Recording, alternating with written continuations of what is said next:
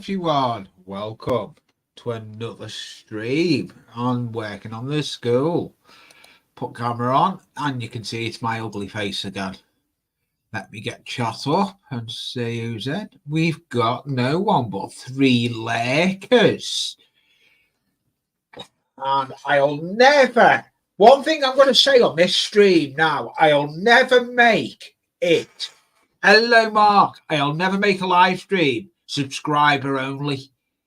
I actually go live to show and encourage people to come over to me and chat in the chat. I will never make it subscriber only. Subscriber only causes nothing but problems, but we're not here about that. We're here working on the school, so I'm going to go down with the bench cam.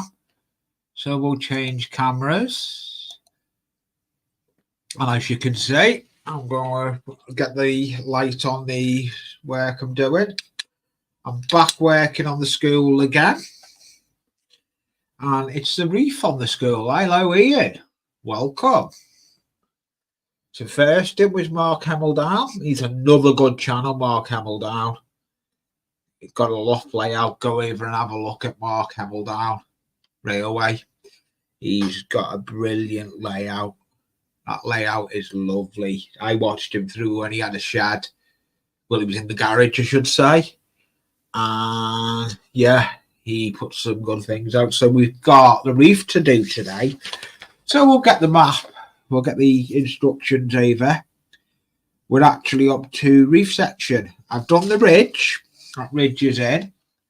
So we've got the other bit of reef to do. So we're going to now do the reef. So, well, let me, got to find where my PVA is. There's 1 bottle. There's 2 bottles of PVA. It's no problem, Mark. We're all here as a community. We all come together. I'm just getting some bits of sorting some bits and bobs out. Yeah, just sorting some bits and bobs out.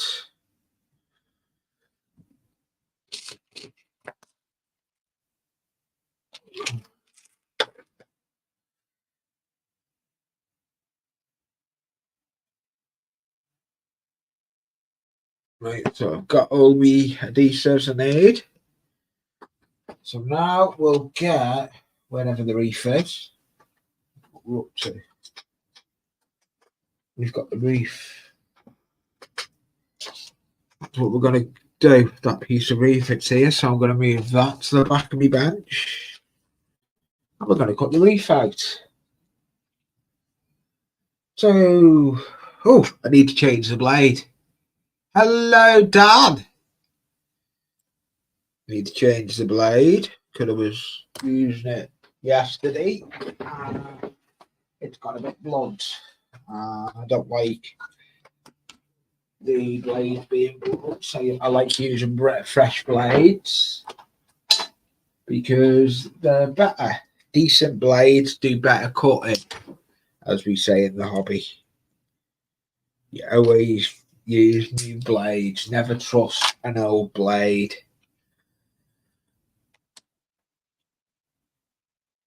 So we'll see what we can get done.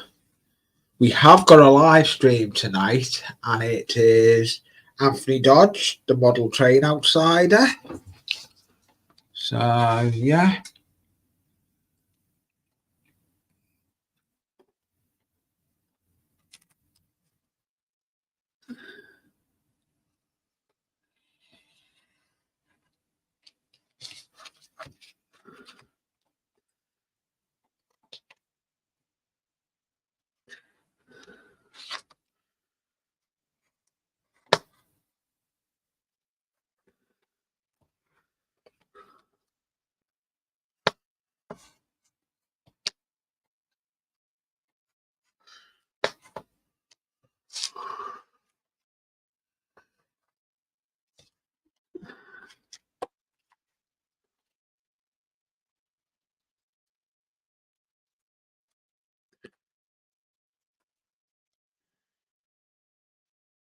No, sorry if I'm not watching. Hello, Troubleton, Tony. Troubleton Junction. Put your link in. Hey, guys.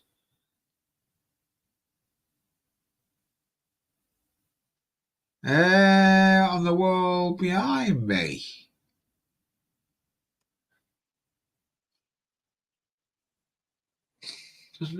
No, it's not. It was Nick Nut Travels. It was Marcy Nutt, guys. It was Marcy Nutt.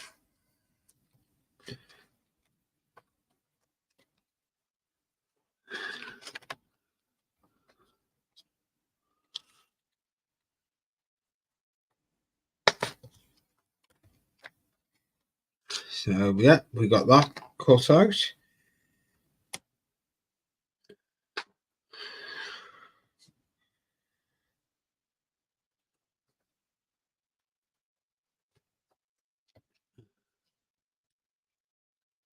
Yeah, he's got his first running trains. It's only a little short, but go over and have a look at it. It's a long time coming.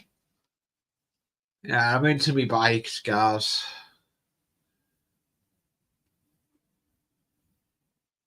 Yeah, it's a start. The way you look at it, it's a start. So what we got here now? We got that piece of reef. We're going to have a look at this reef. So I'm going to put my scalpel down.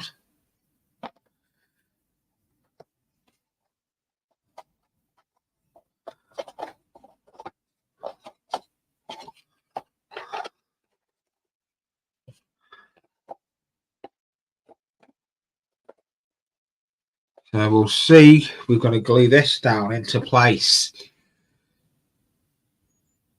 Yeah, I do. I love the TC. I've actually got friends that race there over at the TC.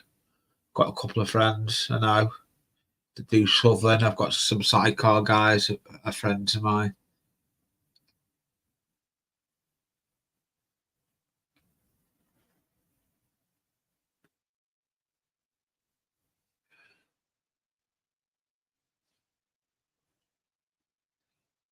Yeah, it's a start, Troubleton. It is a highly start. That's what I like. It is. It's a highly start.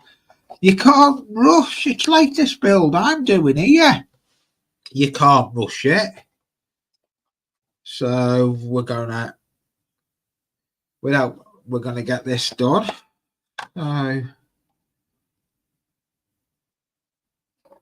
oh, I've got the problem. Just had a problem. Sticky stuff go everywhere. Glue. I've got to sort that out in a minute. So, yeah.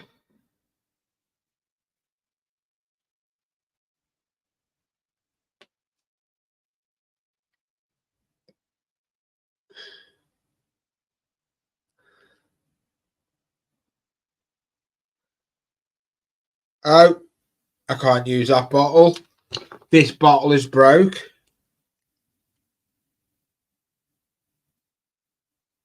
I know Team Founds, Alan Founds, and Peter Founds. I know the two brothers, Alan Founds and Peter Founds. And I know a load of them. I know a load of sidecar racers. I'm into me racing.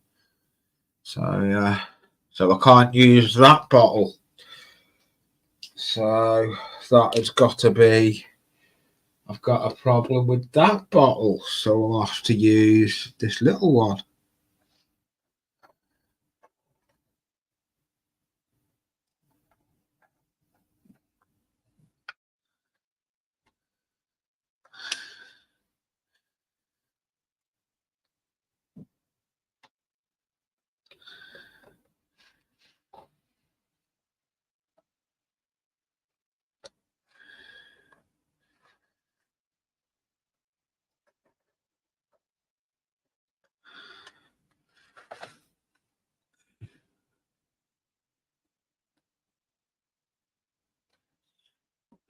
Yeah, you can get them. The Metcalf, Dan.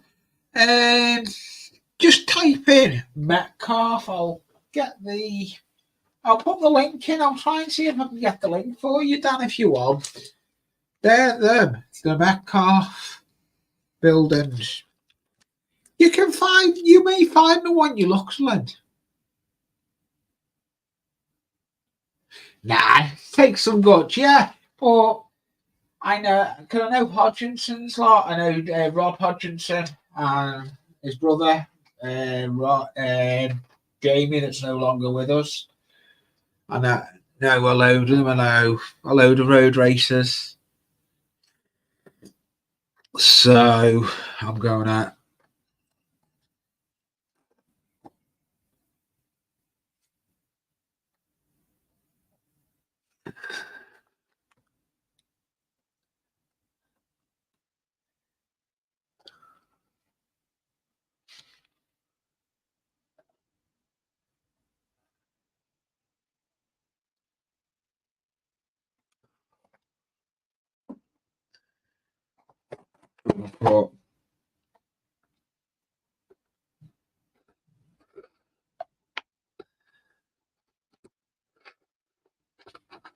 So yeah.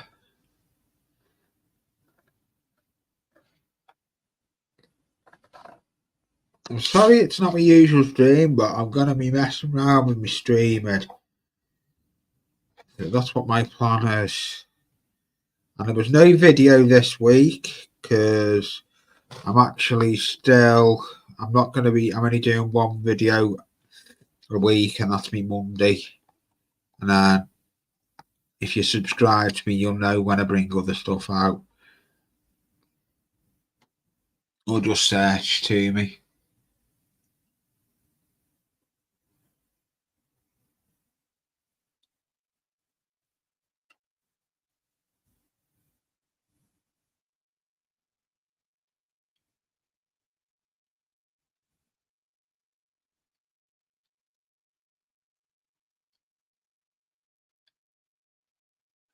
Yeah, I don't know. Yeah, but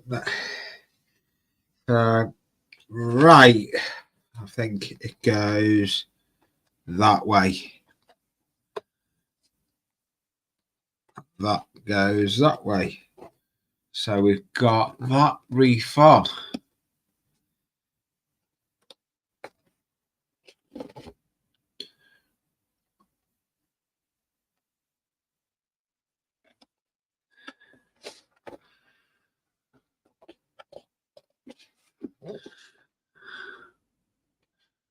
So I'm just going to hold it for a bit to get it to glow.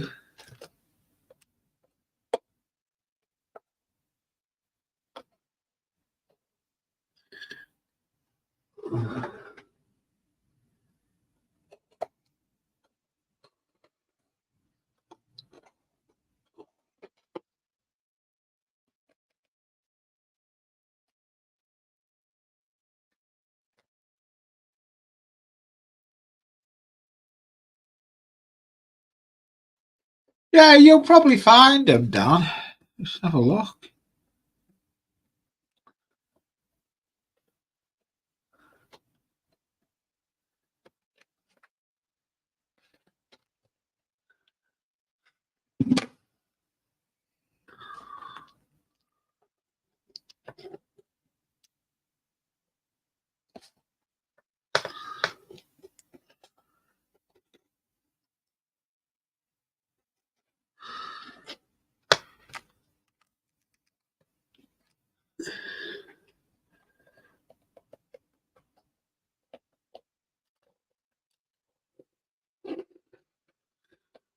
These little needle nose bottles when you're building car kits are a godsend.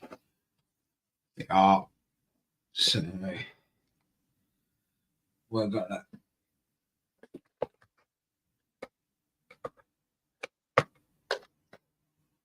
So yeah.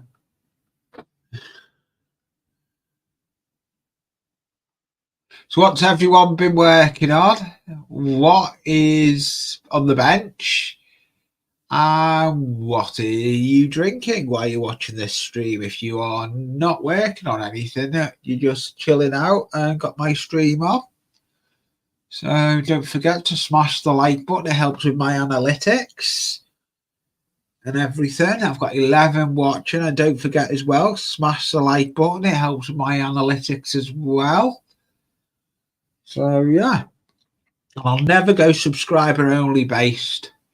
If I go subscriber only, there's going to be, you'll get thumbs down constantly. I'm not bothered if I get thumbs down, but yeah, but it takes, yeah, it does. It's a nice little kit. I've got to cut that other piece of roof out there, so we will move it out of shot. We will move it out of shot.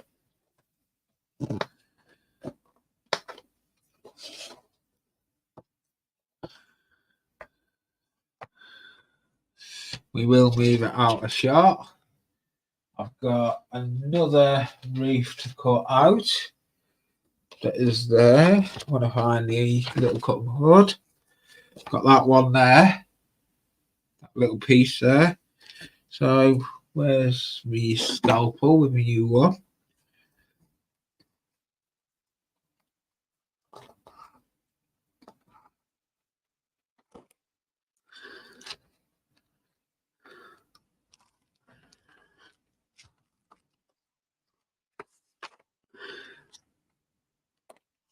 I've got the steps to do as well if I can get them done today. I'll see what I can get done. Because now these darker nights are coming, I'm going to start doing different streams. That's why I'm messing. So if you subscribe to my channel, you'll know when I upload videos. Or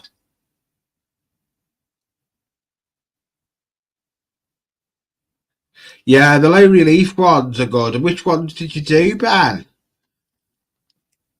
Were they the super quick or? Hello, Totally Scale Models. Long time no see. Thank you for coming in.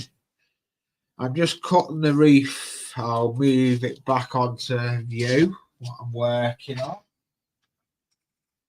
I'm actually working on a Metcalfe school. So it's that I'm working on.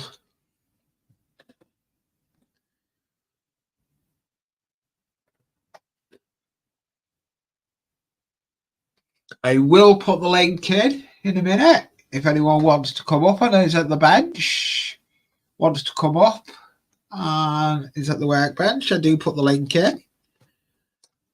So yeah.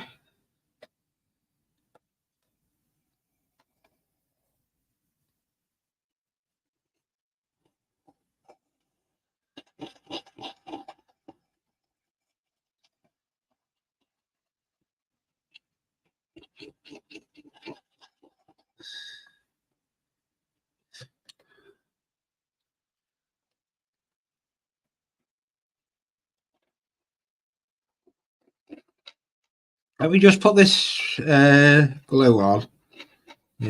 Right. Then I'll get the link if anyone wants.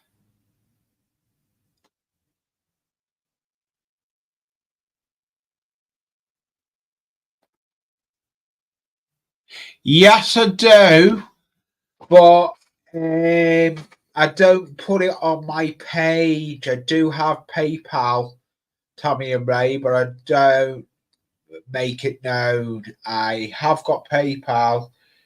If you email me, Tammy, I'll sort out with my PayPal link if you want to donate to the channel. I have got PayPal. If you want to, but I do usually use my wish list.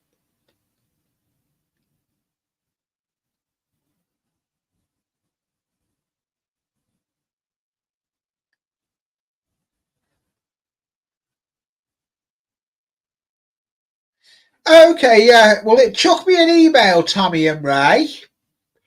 and I'll sort out getting me PayPal to you, Tammy and Ray, and we can sort something out.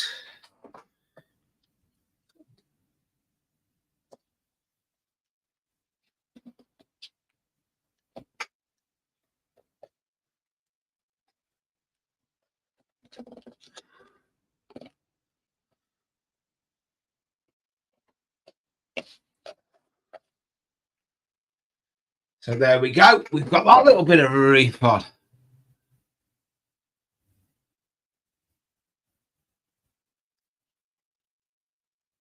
Yeah. I will put the link in. Anyone at the bench and wants to come up, I choose who I have up. So yeah. We'll put link in. As long as you've got a camera, you don't have to show yourself on camera. You can just show your workbench, what you're working on. So there's the link. If anyone wants to come up, they can happily come up. And if I'm happy. Yeah, and I've built a pub. I have got another pub to build. If anyone knows, this I'm building, this school, the village school, the actual, I made the subscribers and followers pick what I was going to do. So that's what I've done. So yeah.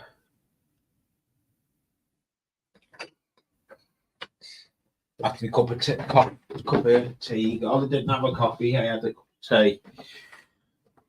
So I'll be on to me pop.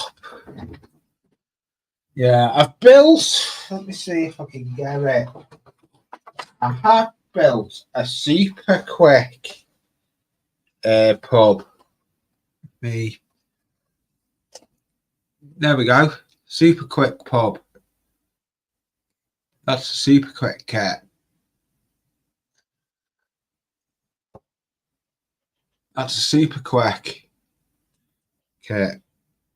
It's the that was bound to be camera. The Railway Hotel. That's a hotel, like. But I have got a pub that I have built.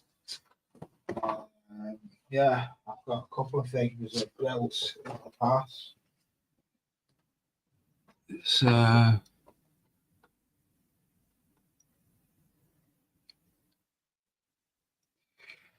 no, I can light them up. I've actually lit a lot of these Metcalfe buildings up.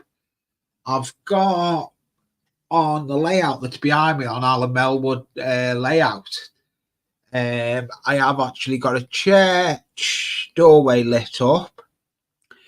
I've got retaining the houses lit up, and up in the loft it'll be due to get done because I have got a loft layout that's 26 foot as well.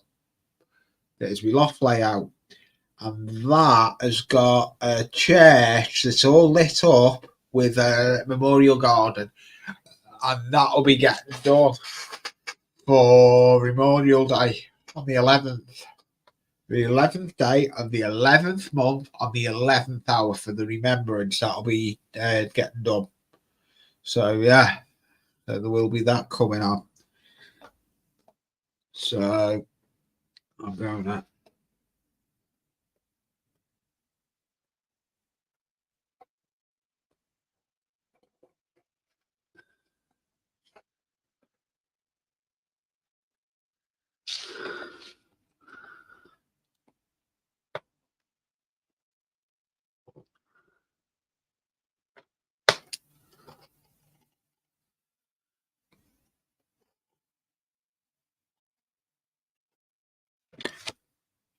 So yeah, this is coming on quite well. I'm liking how this is turning out. I do like the cardboard kit. Where is?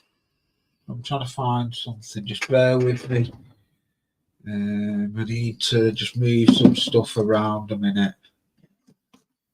Oof, without catapulting.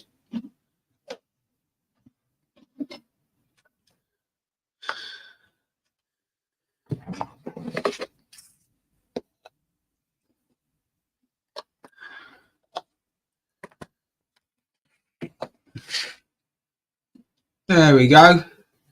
So yeah, that's what I've got done. The reef is on this. So yeah.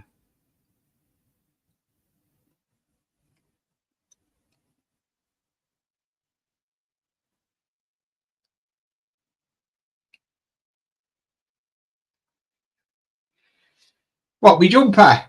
Greek.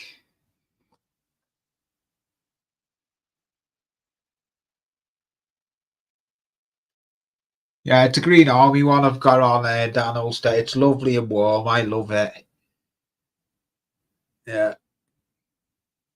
I had it on one of my last videos, I think. It's a NATO jumper. They're lovely. They're lovely and warm. They're lovely and warm for the winter. Yeah, they are lovely, warm. We have got a live tonight at 8 o'clock. We've got Anthony Dodge, the model train outsider. But we're going to go and have a look, see if anyone's put any contents out. We'll go and have a look, see who's got videos gone out. So go and have a look. Oh, let's go and have a look who we've got put stuff out. Tony Northeastern. He put some awesome builds out. So we'll get Tony Northeastern's channel. Go over and have a look at this Tony Northeastern. He put some wicked builds out. Go over and have a look at it. I haven't even looked at that yet. So go and have a look at it.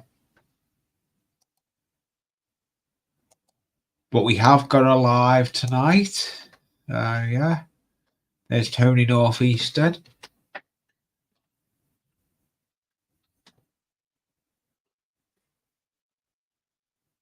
What has gone on there? Well, why has it gone to that?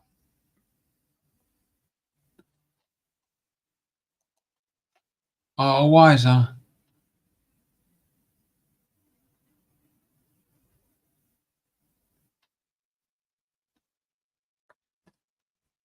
Yeah, they are. They're lovely and warm.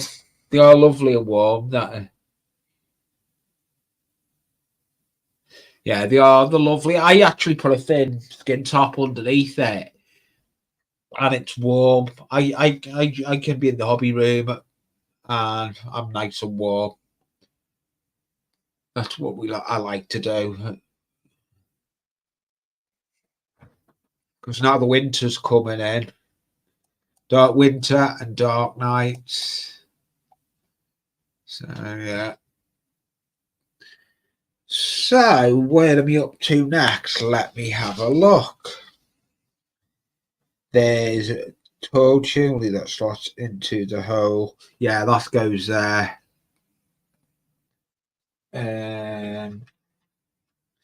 That goes there. But I can do that off camera. It's getting there, and I'm happy with it. So I've got all the reef done. Figure 10. Let me show you on the figure 10 is that chimney.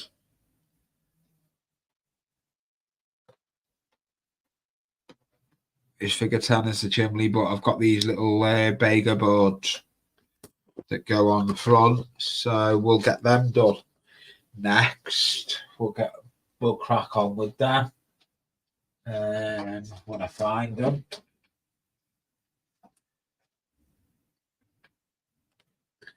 I think it's I'm up to next. The bicker boards. Yes, it is the bicker board. Hello, Pete, and I haven't been post office yet, mate. I've been full of cold. I'm still got the sniffles now, but I'm just soldiering up. a lot better than I was. That's why I didn't stream Wednesday. I had other stuff on. So yeah, but I'm just trying to get stuff on. So yeah. So we've got the Biggle board, as we say. We're going to do the Biggle board.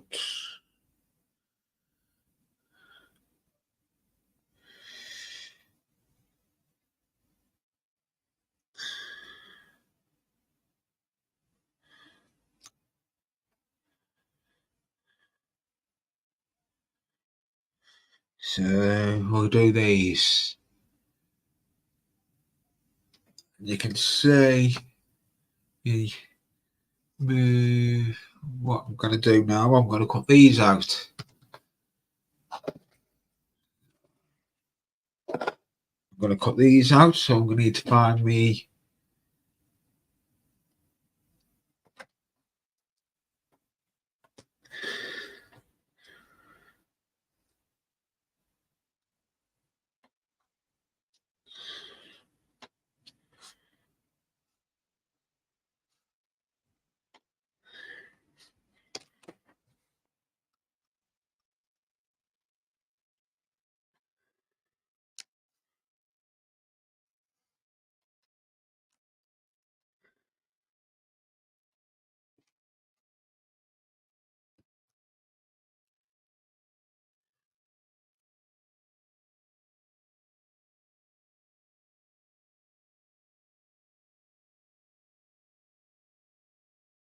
Hello, Chasco! Long time no see.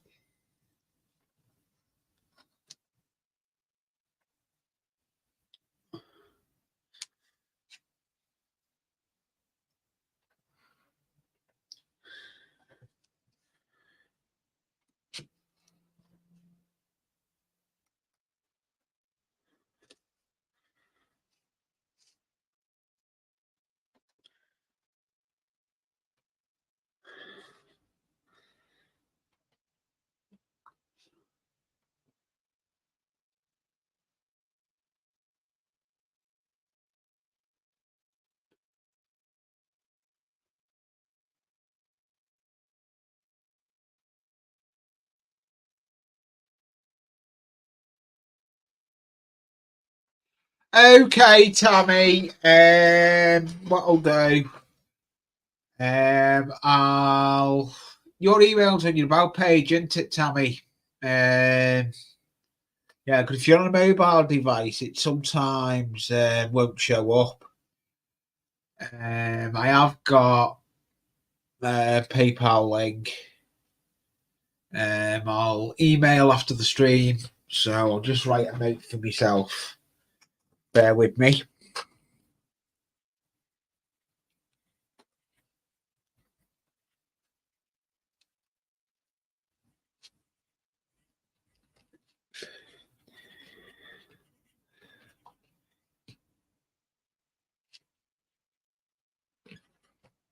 I've just written it down. I need to email me.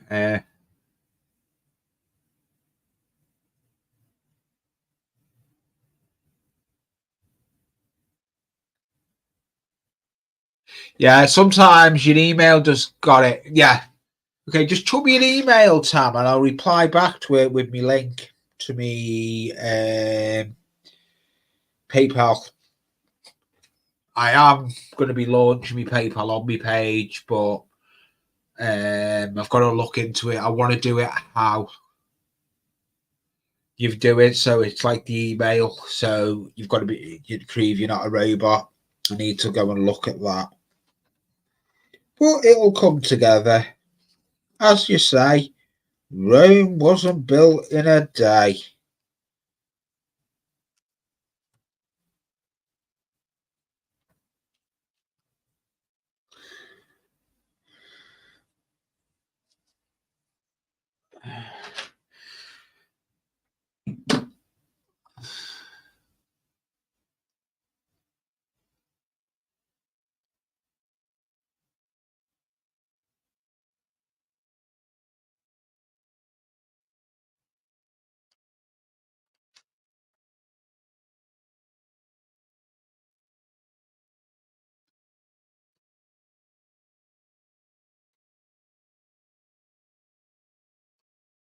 Oh, I look forward to that one. So let's see.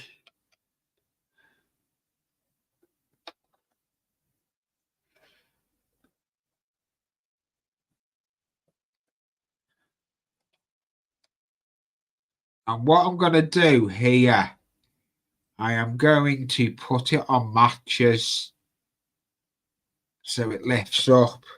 So we'll see something we're going to do with this now. I'm going to do cuts. I'm going to glue some matches because then it gives you the off.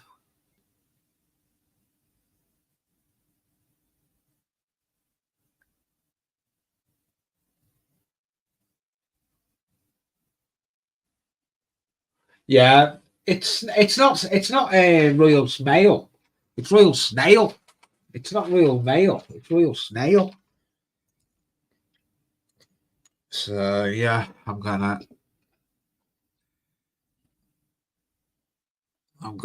put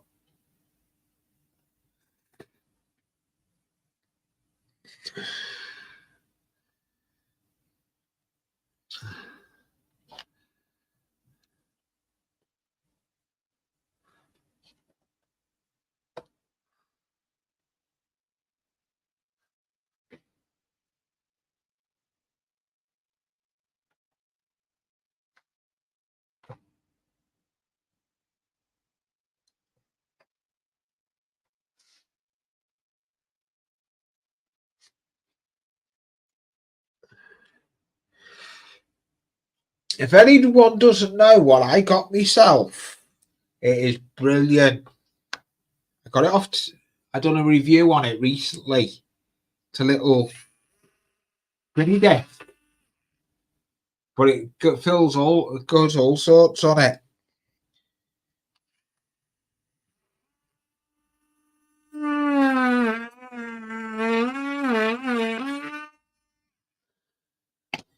It cuts matches like I've just done now.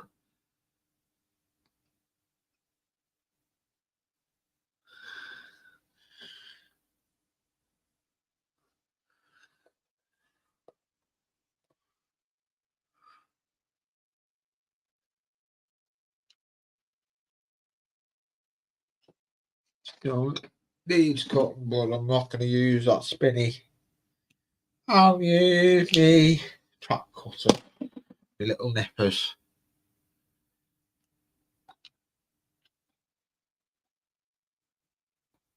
So there we go. I'm going to glue them into place. Let me show you what I'm going to do there.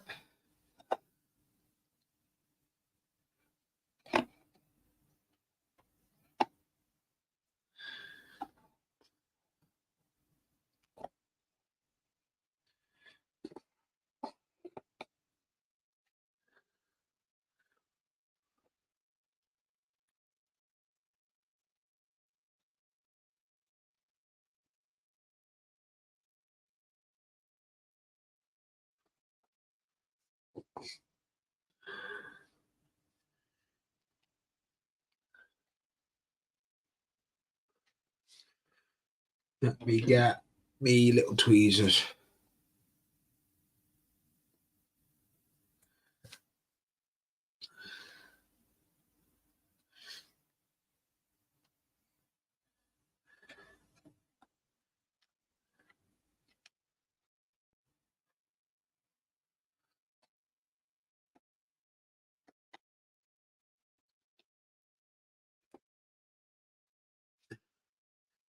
Then the edge, these boards will go onto it. It says in the instructions if you want to fit the Bega board onto the space between of will make the job easy to fit. Make the space a bit more. You can add strips of grey card or the space, or even subject the card space with matchsticks. Yeah, so that's what I'm doing.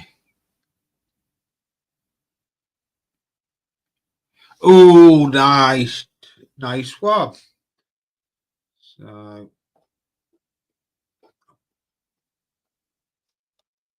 let me make these matches. I don't need them at the moment. don't need these matches at the moment.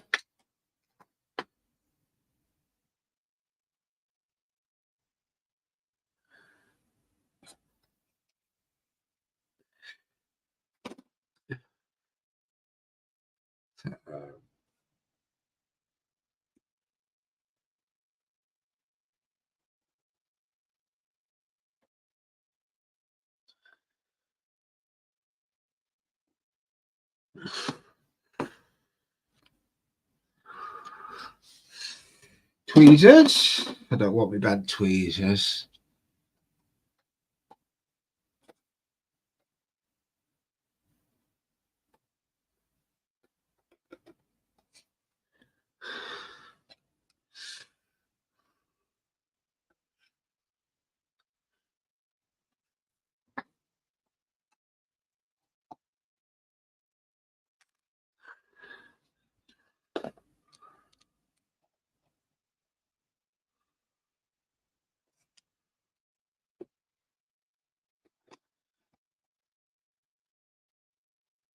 So that now, that'll go on there. So,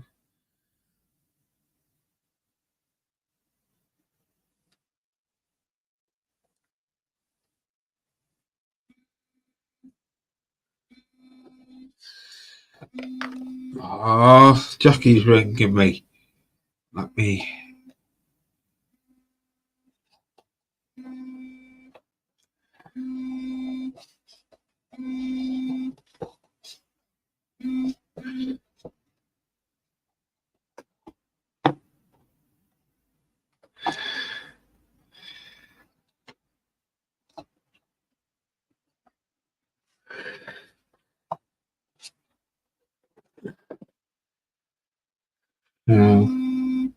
Bear with me.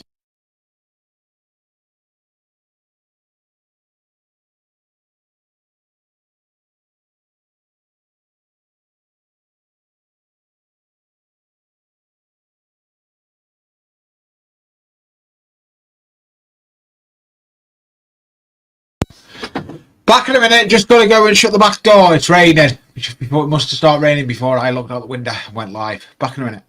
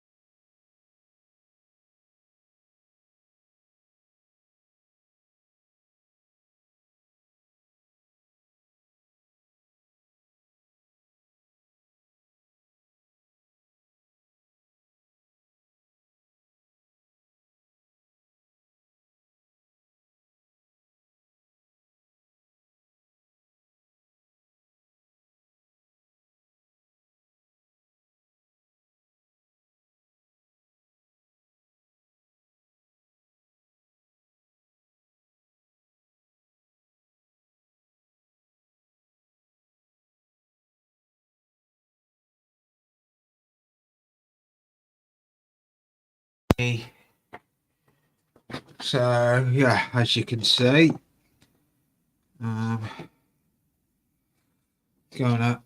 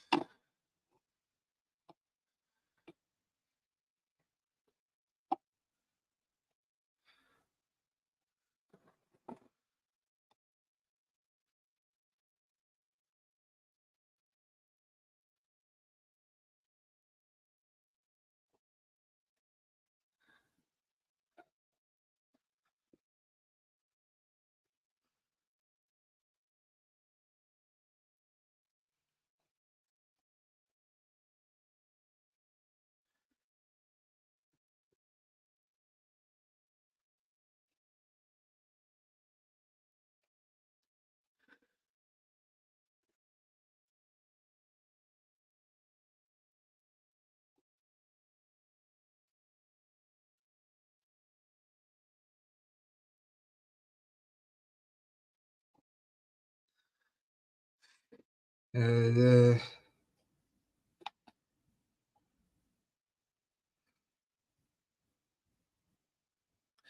a perfectionist for detail, me.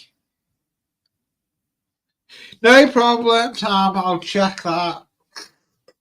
I'll go and check it now. Actually, we'll see what other videos we've just got. Video just gone out from 2 other people.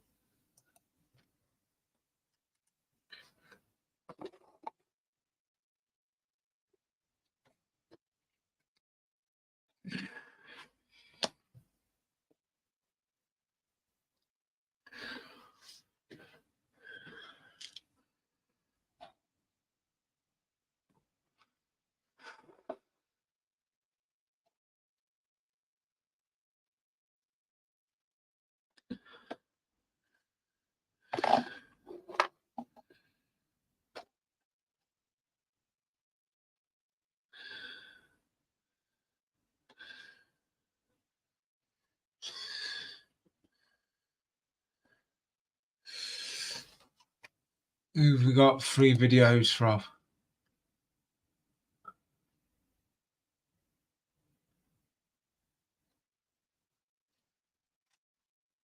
So yeah,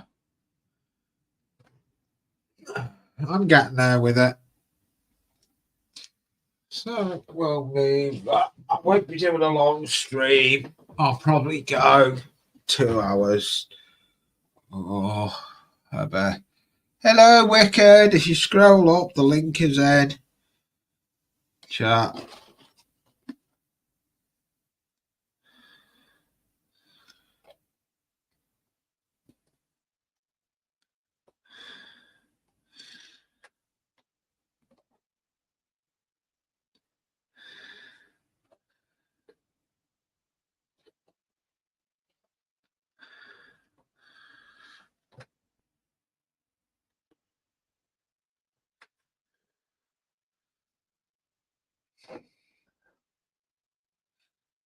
So this is going to be a slow build. I'm not going to rush.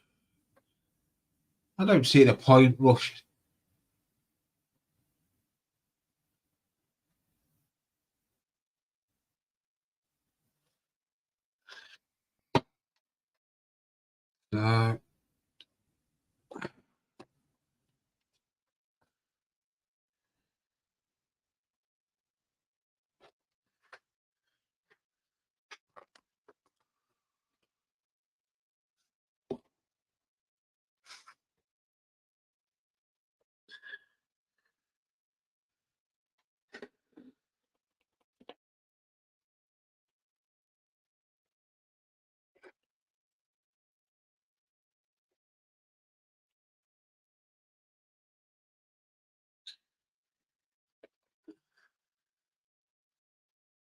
So I've got 13 in. Don't forget, smash the like button. It helps with my analytics. Let me see how many likes I've got. Come on, I've only got... Let's go and have a look what likes I've got.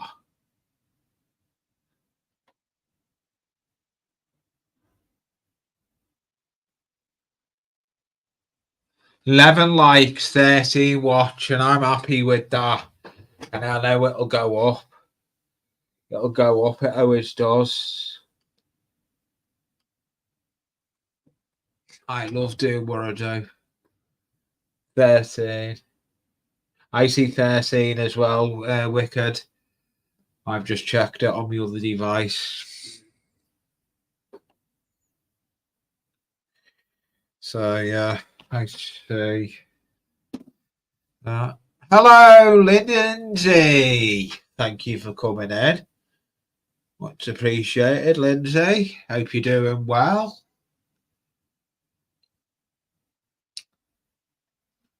I'm building the school. I've got the refurb. I've just put... I've got to be careful because it's gluing. I've just put the fascia on there. I'll just put the fascia on.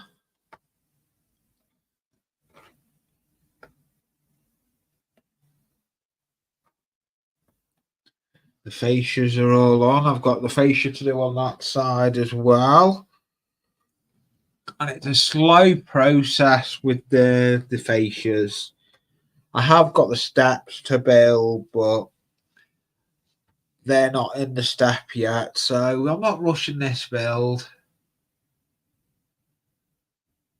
It's not worth rushing the build. You start rushing, then you start worry. You're having problems rushing the builds. If you rush the build, you then have issues.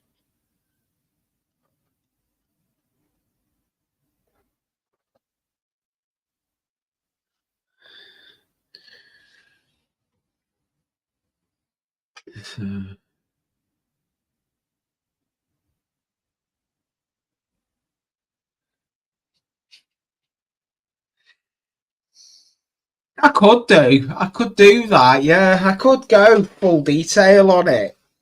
I could go all gutters on it and everything if I wanted. Hey. I could do all that, the detail, and I do like giving me details, like on build. That's what I like about it. I do like doing me scratch build and detailing.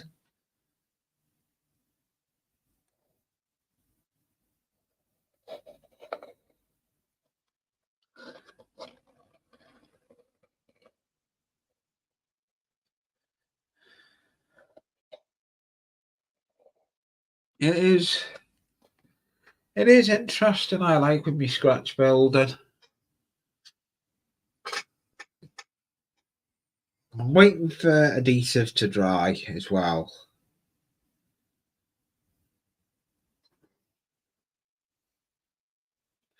Got a lot of the detailing bits to put on, but I may do some of this on a little video as well. I may do a little video. I did say I'd do it on a live. But yeah, I'm enjoying what I do. I enjoy doing my lives. I love doing my live streams, showing what I'm building and having all the interaction with people and everything. But we have got tonight, and it is Anthony Dodge, the model train outsider, at 8 o'clock.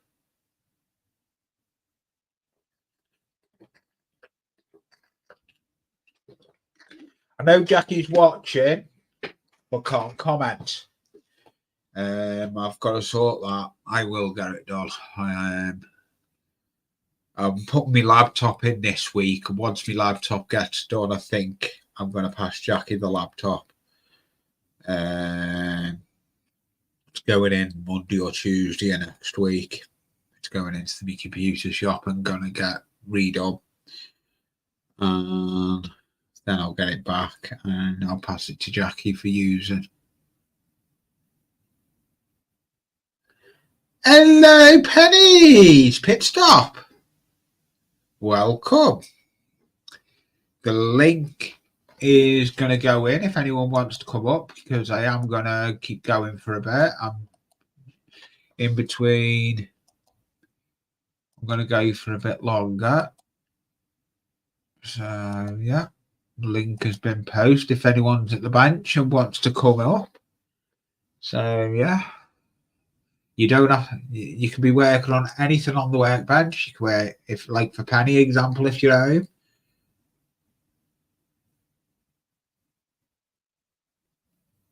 Cool. Yeah, no problem, Penny. You can come up. Yeah, that's what I do. Oh, I've got Penny in. Let me just alter my audio, because I know my audio is awfully high. So there we go. Just gonna up it. Hello, Penny. Hello. Can you hear me? Hello. I enjoyed watching that Ecto-1 build last night. Do you know what? I completely cocked it up, but I've had a really good get out clause. It turns out that sun visor, I've done it 100% wrong. How did you do that, Penny? Well, the ends weren't supposed to be ends. They're supposed to be screwed in and the wire goes in. But it doesn't say you're on the instructions. It does. I didn't read it properly. So I sent a very humbling email to Fanhome this morning, and I said, "Look, I've cocked this issue up. Can I buy a new one?" And obviously, the lucky gods were on my side because they emailed me back and they said, "Look, we want you to enjoy this build. So as a gesture of goodwill, we're going to send you out a replacement issue for free." Oh, that's. And I thought that was brilliant because I admitted I cocked it up. Yes. Yeah. Listen, can I be really lazy and do a little unboxing? Yes, I'll put you. I really would like put to do there. this unboxing, and I want Peter Webster to see it, but I'm at that point where I'm packing. He sent me very kindly sent me a parcel, and as a bonus, I'll show you something else that's going to be coming to my channel when I come back from holiday from London. Okay, I've got you on big screen. So if no one's not subscribed to Penny, this is the box I received. I will do a proper unboxing. So first of all, I feel absolutely terrible because one of the first items that's in there are these. I love these bottles. Oh yeah, I've got one. I've got loads of them.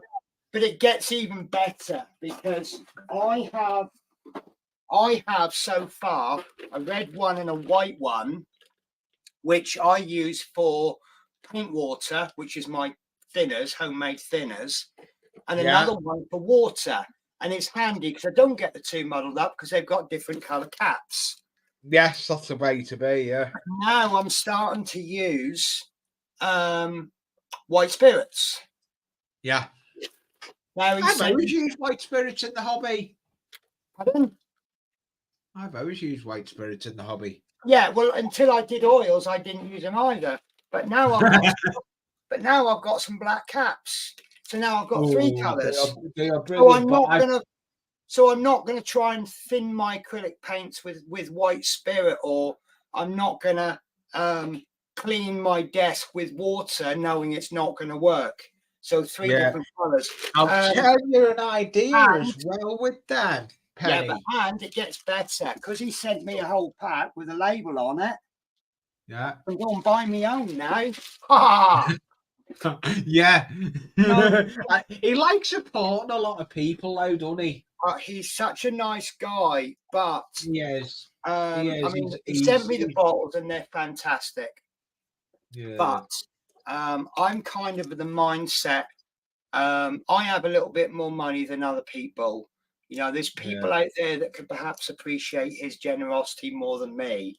Oh yeah, he's. I've had a lot of stuff off him. Don't get me wrong, I don't appreciate it any less. I've also got to. I am gonna. But to go on, you talk. It's okay. Yeah, he's also sent me this, right?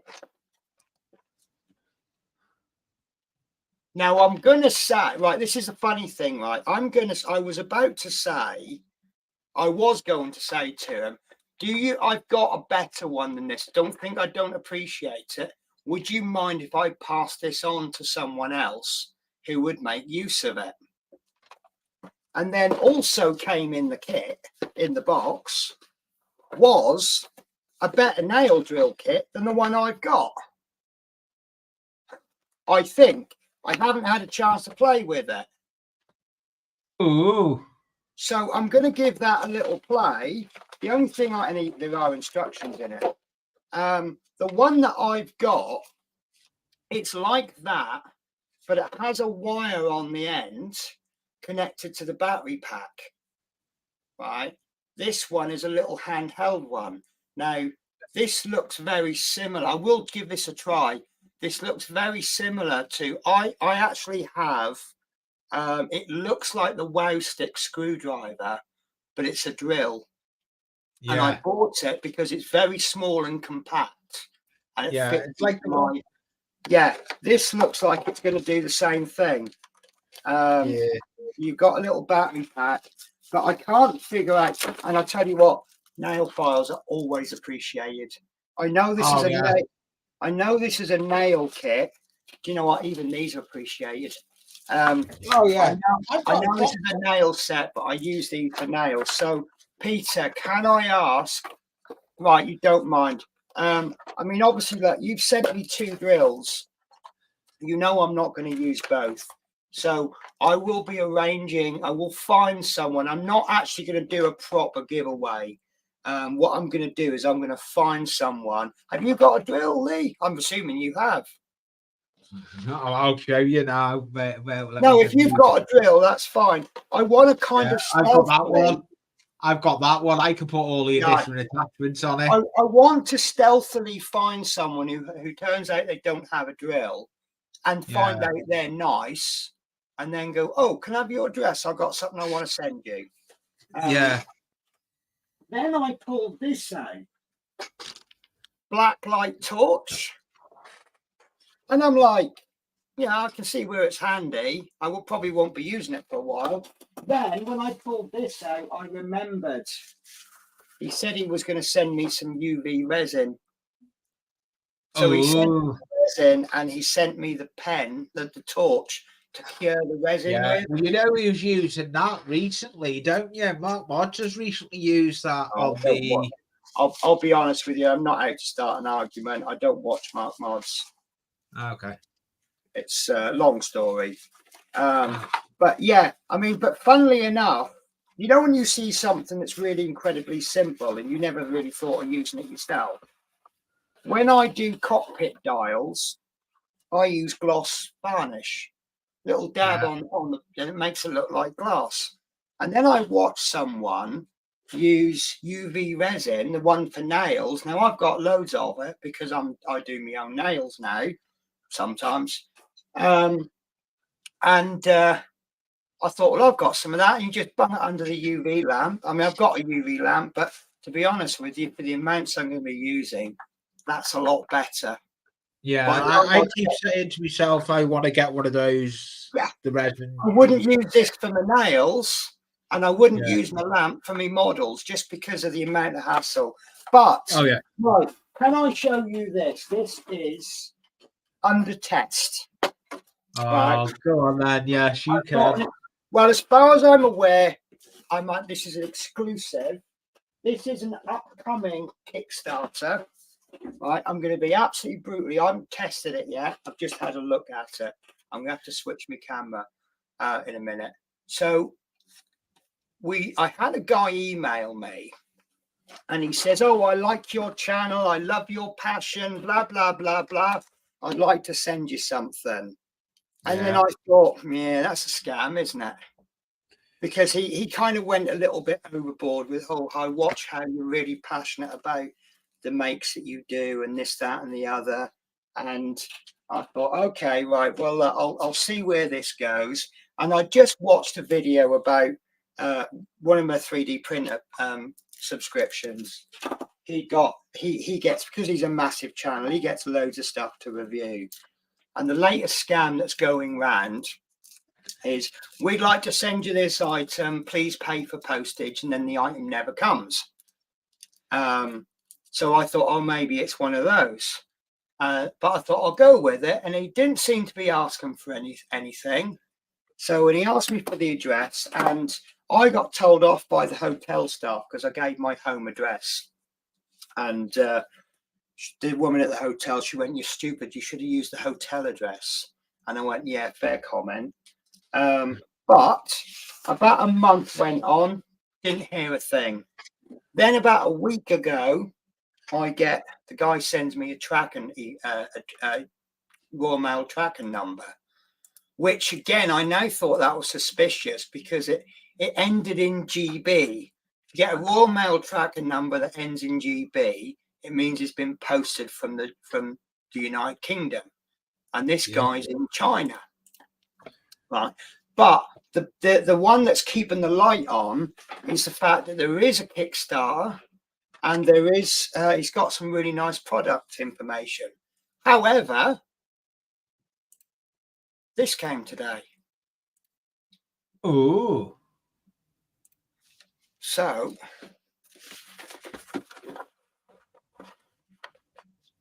this is it. Oh, that's nice. So I'll do you a quick unboxing if you want. Yeah. And it is nice. I've got one thing with it. I'll save that box. So what this is an all-in-one modular art box. Right. I don't know the best camera to use. So The what one you're on have, now, that's a down cam. That is your best camera to use. I think Yeah, I don't know if it's going to work well with a big camera. it will. I tell you what, I'll use the big down camera, but I'll bring things up. Yes. Right. So you have this box. Right. First thing you have these 2 pots. Right. Now they did tell me it holds 3.6 liters of water, which I thought, well, hey, that's going to be really heavy. Imagine buying 2 big bottles of Coke and bringing it home from the supermarket. Yeah. Away. Yeah. But they are actually, and when I saw it, I thought that's not 3.6 liters. But they're technically right and they're technically wrong, because what they mean by that is you fill those 2 up and you fill these 2 up, you've got 3.6 liters. But I'm not going to do that. So first thing you do is you pull this bit out, right? And you hang that on the side, like so. And there's one on this side, which hangs on there. So now you've got yourself a little bit of brush storage. Oh, so Right. I do like that. Yeah. Then you fill these pots up with water. And I like the idea of having 2, because especially when you're doing figure painting, the rule you're always told is have 2 pots of water, 1 for acrylic paints and 1 for metallic paints. Yeah. You start cleaning your non-metallics in metallic water, you're going to get little flecks. Yeah, yeah, So you are. both of them has one of these little mats in the bottom. So when you clean your brush, you can run that along and that just helps get it out. Yeah. Yeah. And it has a brush holder on the side. Oh, that's good. Yeah. Oh, it gets so much better though. Yeah. Oh, yes. So you've got these 4 clips on the side.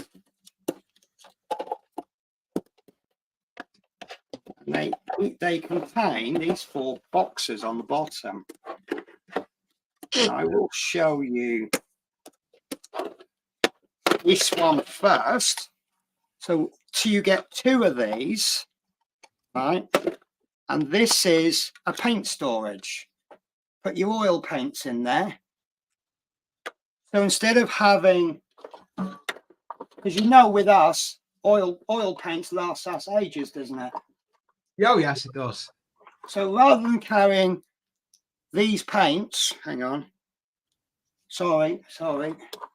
Rather than taking these paints to the hotel with me,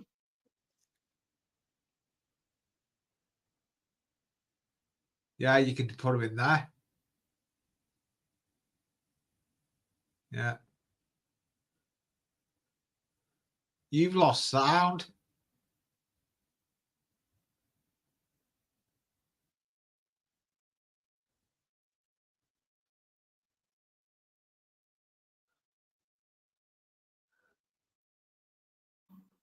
have you got me back yet? Yeah, I don't know what I happened. don't know what happened. So yeah, so maybe you're thinking, yeah, but I'm a bit more of a serious oil painter than you, Penny. I need a bit more than that. Not a problem.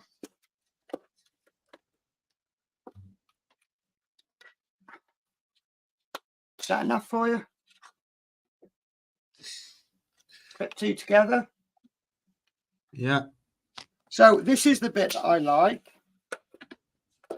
This is a wet palette. Now I wondered for ages what these clips are for. Now these clips are to hold the paper. So what you do is you put your foamy bit in there and then your paper on top, and it claims it can keep the paint wet for up to 60 days. So where's it gone? There we go. So you make your own wet palette. Well, yeah. So there's your sponge and there's your paper. And what you do is you put your spare bits of paper in there So if you want to replace it, you just pick it up out of there. And again, if you start saying to me, yeah, but that wet pallet's not big enough for me, Penny.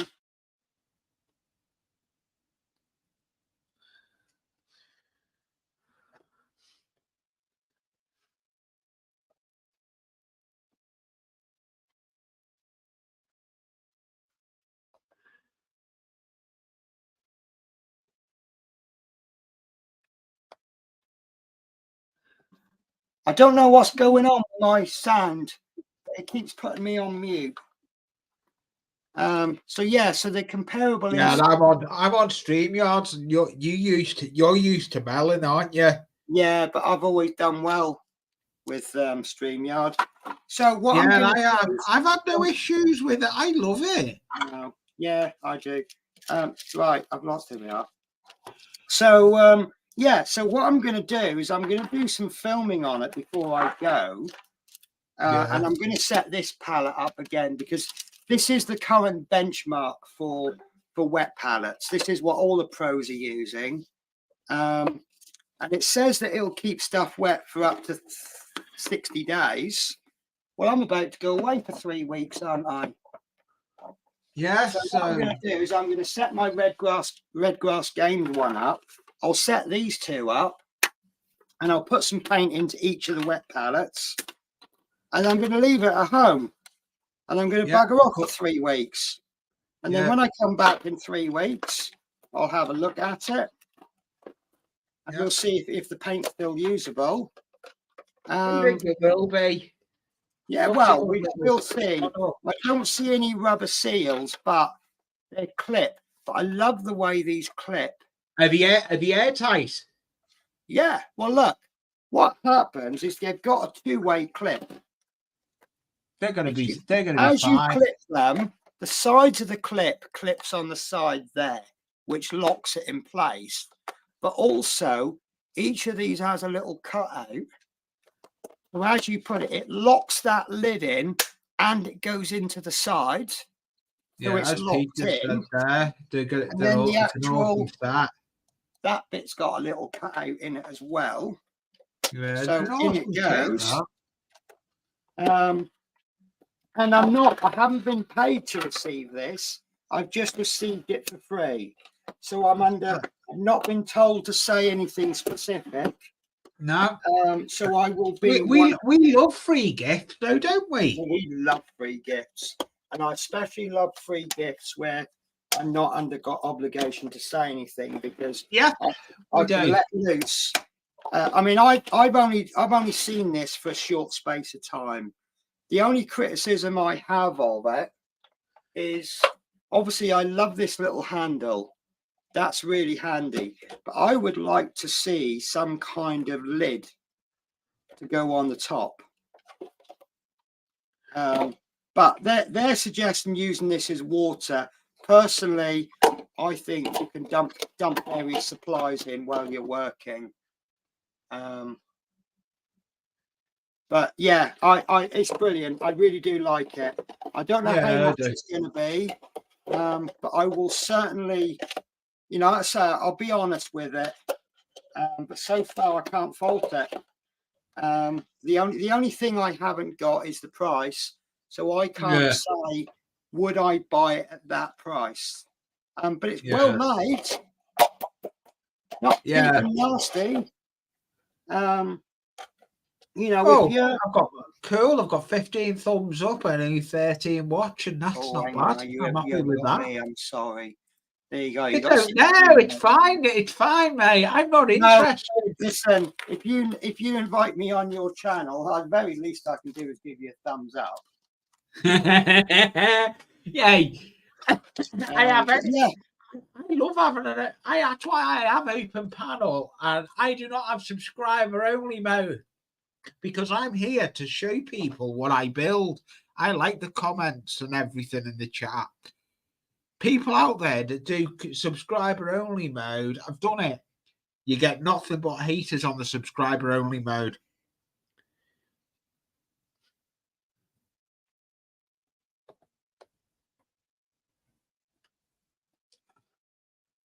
You've got It keeps muting you, doesn't it? Yeah, I don't know why that's happening. Is it because it could be because I'm putting my computer under a bit of strain at the moment. I've just been doing videos and stuff like that. Yeah, you could be. It could be. Sometimes it plays up, but I don't regret a thing. What do you reckon? Yeah. That'll do, won't it? Yeah, I don't expect to get that looks well. No. Yeah, just going back on a comment, Nathan Delay. Nathan Delay's stateside. He has been on my channel. He does some awesome builds at making trains out of Coca-Cola cans. Do you want to put me on normal screen size so I don't look like I'm taking your channel over? It's okay. But yeah, no, I've seen a couple of channels where you're not allowed to comment unless you've actually subscribed to the channel. And I think, yeah, all right, fair enough. I don't have a problem with that. Because, you know, what's stopping people from just coming in, making a fake account, coming in, leaving a bit of abuse and then running off? Yeah. So, you know, if you've got to be a subscriber for 5 minutes, well, if you're prepared to wait 5 minutes, you're going to want to do that comment, aren't you? Oh, yeah. So, yeah, I don't have a problem with that. Yeah, I'm actually put the fascias on, but what I'm doing, I'm mounting them on to matchsticks to give them the height. Yeah, I do. I don't know if I came across the wrong way to you yesterday. No, it's fine. I don't take any. Penny, you'll guess with me. I don't take anything to heart. No, you see, the thing is, quite often I'll talk about something, and then as I'm talking, something comes up, and maybe the subject gets changed. And quite often I'll say things where if you only hear half of it, it comes across very negative until you hear the end. And obviously, what I was trying to say to you is, what you do, cardboard models, you would think were quite boring, but you make them really interesting. You cut me off just as I was to say, but you make it interesting. It's just what you're left with is a really negative comment. You're boring and you do boring stuff. Yeah. Well, it's like with this one I'm doing now, this one I've got here now, I'm actually putting guttering on it and everything. I'm going a full hog with this. Nice. The thing is, it's like you always go how far you want to go, don't you? Yeah, you do. You can go overboard with the hoppy. Yes, yeah, but you know, if you take it to the stage where you're happy, and now someone might not even go as far as you're going, and they're very happy, and then you go as far as you go, and you might get someone else who'll go, well, I'm not happy with that. Take it even further, and that's the great thing about the hobby. Oh yeah. So yeah. Oh yes, that's coming on quite well. I'm gonna have to get my little sander out. I won't be getting it out on a live stream because Nathan's just given a comment. I think everyone's not a hater on the internet. I'm gonna put it. I'll put it up. So yeah, it's true there on that one. I don't understand why people go out of their way to hate a channel. Yeah, I don't. I mean, to be honest with you, I started thanking them because for you to hit the dislike button and leave a negative comment. You've got to first of all give me a view, then you've got to give me 2 interactions. Yeah, that's a damn sight more than a lot of my subscribers do. Yeah. A lot of my subscribers just come on and you've got out there. There's a lot of people that dislike, but they're forgetting they dislike it. It's still getting you the watch hours and the interaction. So most of my subscribers, and I don't have a problem with this, I'm not criticizing. Most of my subscribers just come on and they watch the video and then they leave. And that's fine. And that's what I'm after. Yeah, that's what I'm after. Yeah. But the haters will come on, watch your video, hit the dislike button, and then write, "Oh, it's awful video," or worse. Oh yeah, and then you've got to remove the comment. Yeah. So thank you very much. No, you don't have to remove the comment if you don't want Oh, I to. don't. I remove them. No, well, it depends on the comment. If it's offensive, I'll remove it. I've had an offensive comment. Sometimes, I mean, like I've had a comment before, and this wasn't the exact word that he used, but basically he said, "Your video is awful." Like I say, that wasn't the exact word he used. Oh, I've got to show this one what Pete's on about. Yeah, Peter, I've still got that kit. I know which kit you're on about, the council doorway. Peter goes on about the council doorway. Okay, I'm gonna have to find that one. I'll show you it now. I'll get it. I'll get the build up done. But yeah, so this guy who left the you've got a terrible channel, you've got a terrible video. I just replied, well, if you could elaborate a little bit more, I can use that information to improve my channel. No response from that one. There we go. That there, it's a doorway that's inside a doorway. It's the council doorway where you've got the porch. Right. And Pete calls it a council doorway. Fair enough. I do silly things. I have a habit of doing idiot things with my builds. No, listen, someone else will buy that basic kit and it won't look the same as yours. So that's good, isn't it? Yeah. Oh, we've got an Ian Matthews then. He's a good. He actually, I got a big box of train stuff off him. Right. He actually knocked on my front door. I was in the hobby room, knocked on my front door, and had a big box of train stuff for me with a load of locos in and everything. Oh, it was. He's a good stuff. Yeah, council doorway with pillars here. Yeah, it's probably from Wigan.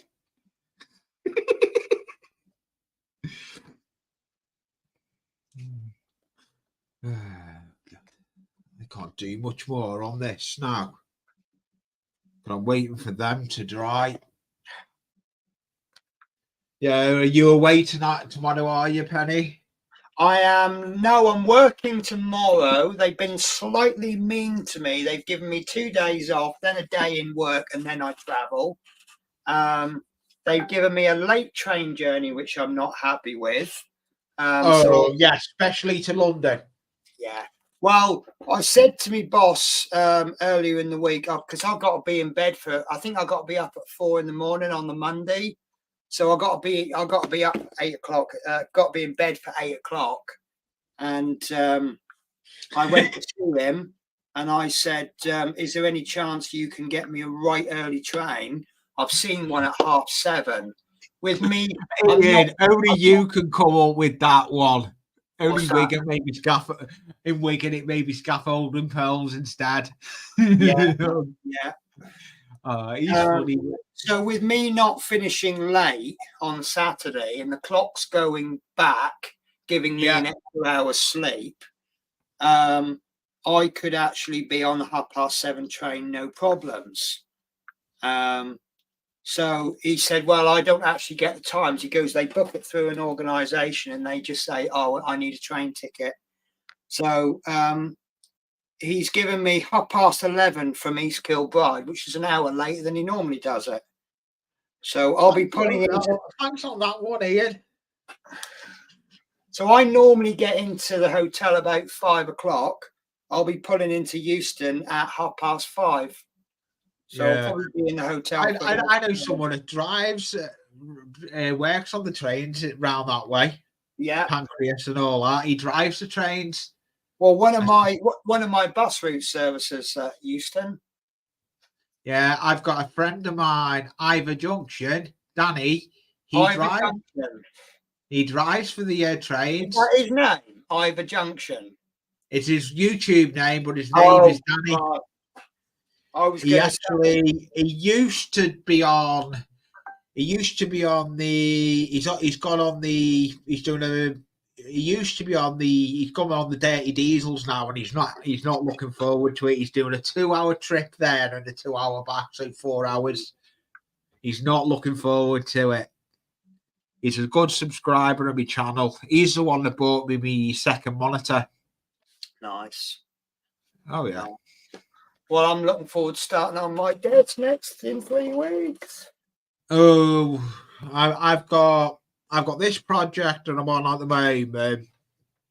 Then my next project after this, Yeah. I've already started it. It's up in the loft. It's me track layout, what I'm doing, plan I'm doing. But I have got a diorama that I'm starting after Christmas in January. I've got a decent diorama I'm starting that I'm looking forward to. Right, that can move. I'm limited what I can do on this. Oh, do you want to hear something funny, not funny? Go on. Yeah, I'm game. Go on. My train build has come to an end. Why? Cat. What? Why? What's the cat done? Cat decided to climb on my shelf this afternoon. Yeah, and your train's no more. It's broken, and I certainly can't fix it in time for the next video. I've got tonight to do it, to get the video out for the 11th of November. And I looked, and I can buy the kit again. I think it's for the price of the kit, it's going to be easier for me to buy it. Yeah, it is.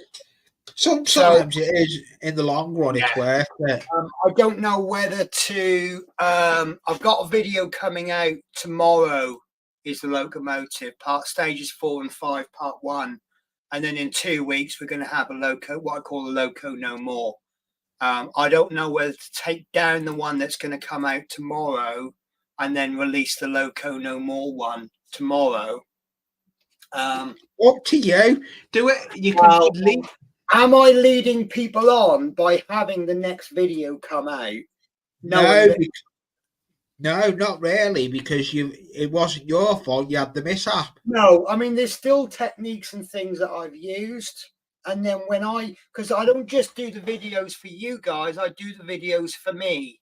Yeah. So but the only thing that's the shame is out of 3 scale models, 2 of them I've had to abandon. But the advantage is that because I've only got 1, 2, 3 more slots for videos before the new year, I'm going to start on the next project now and film it. Yeah, that's the easiest way.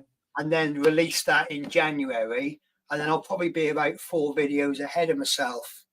And I've decided to go with the Apollo, because the thing is, the way I'm setting my videos up, I've got 2 series running. One is 48 scale series, and the one is, I've imaginatively titled it the not 48 scale series. Yeah. So I classify each build by era, type of power, country. So I tried to mix it. So after the Mosquito, I probably shouldn't do a British one, but I'm doing a Sea Harrier. So I'm going from World War I to Cold War, and I'm going from propeller to jet. So the next build after the Sea Harrier is going to be probably non-British. It might even be a propeller. But obviously, when I'm running the not 48, I'd like that to be totally different from the 48 scale build. So if I went modern World War II, modern World War II on both, I could end up be doing 2 World War II and then 2 modern. So that's why I've gone, because like I say, I'm doing the Sea Harrier next, because I promised a young kiddie I'm going to be doing that. I'm looking through that series you're going to be showing with the building. Yeah. Building a plastic kit. That'll be interesting, Penny. Yes. The problem, the only right. So I found a video today, and I showed it to Natasha. It's a video by Man's Model Moments, and it's a list of kits that are suitable for starters. And he's found loads of aircraft in 1:72 and some in 1:48 scale, and he's got some vehicles in 1:72 and 1:35 scale. All of them are under 15 quid bar one. He's included one that costs £15.60, and he makes a very good point that yeah, it's over budget by 60p, but because it's a single one colour all over, it's going to save you 3 or 6 quid on paint, isn't it? Yeah.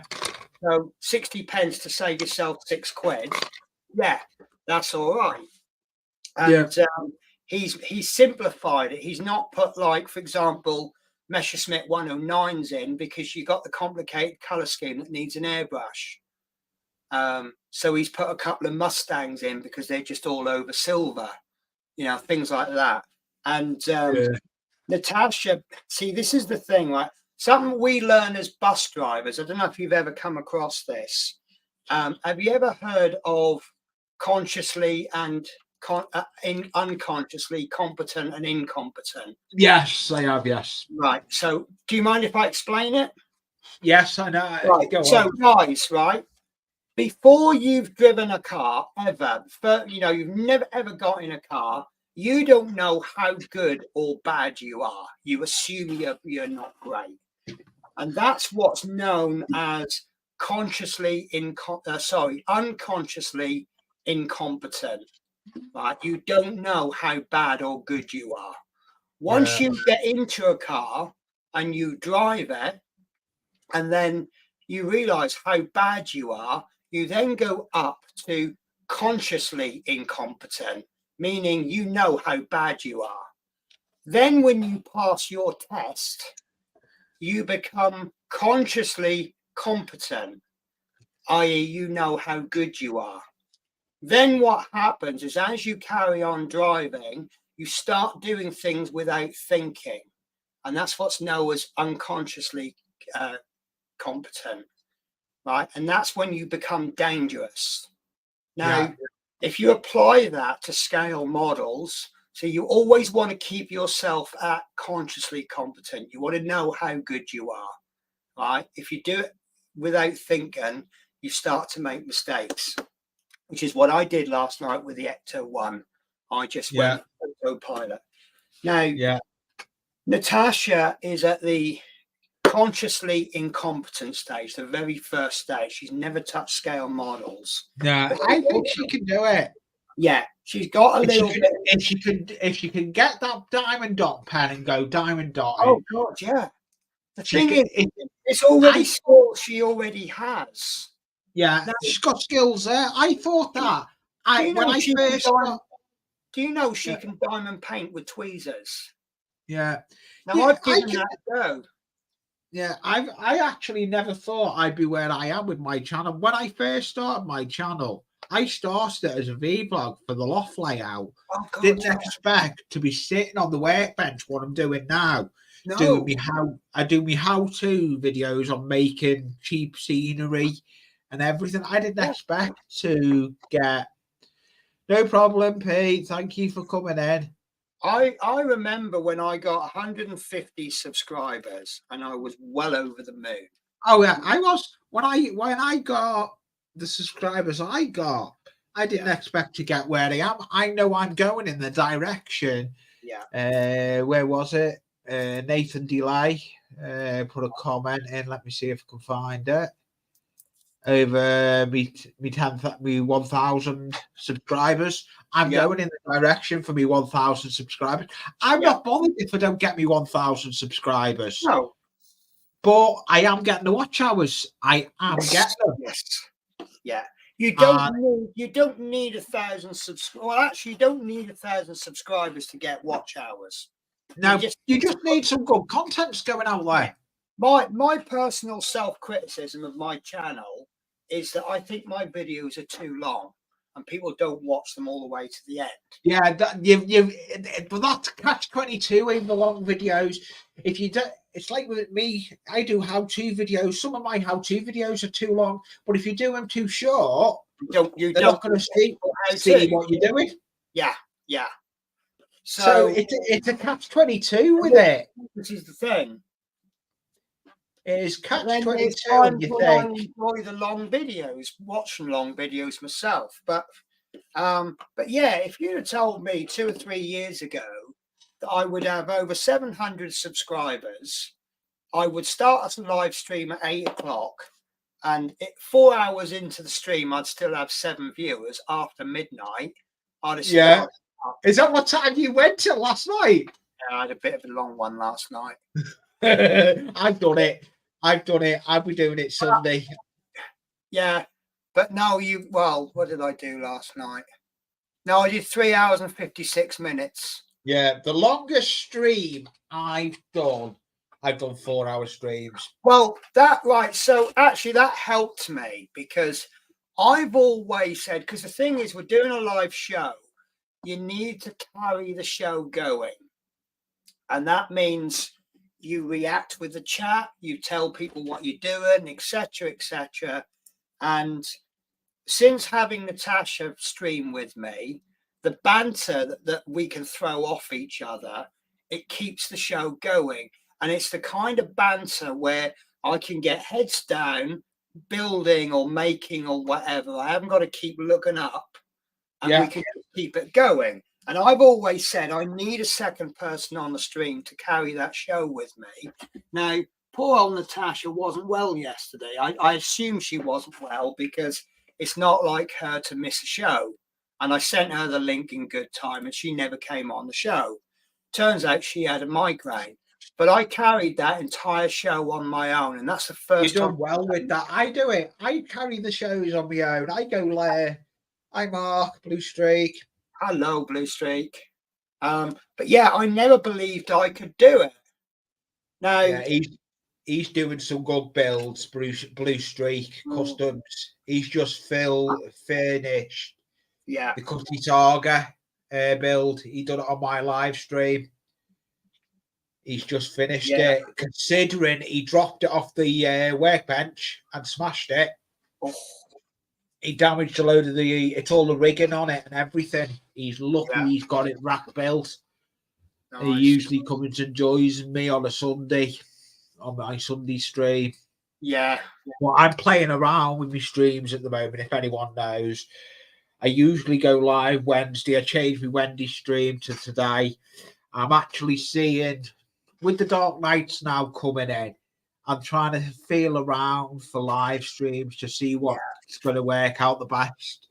Because I know people are going to be, with the Dark Knights, they start working in the hobby room or wherever they're building, and they're watching YouTube. So I try and accompany a lot of the American streams as well.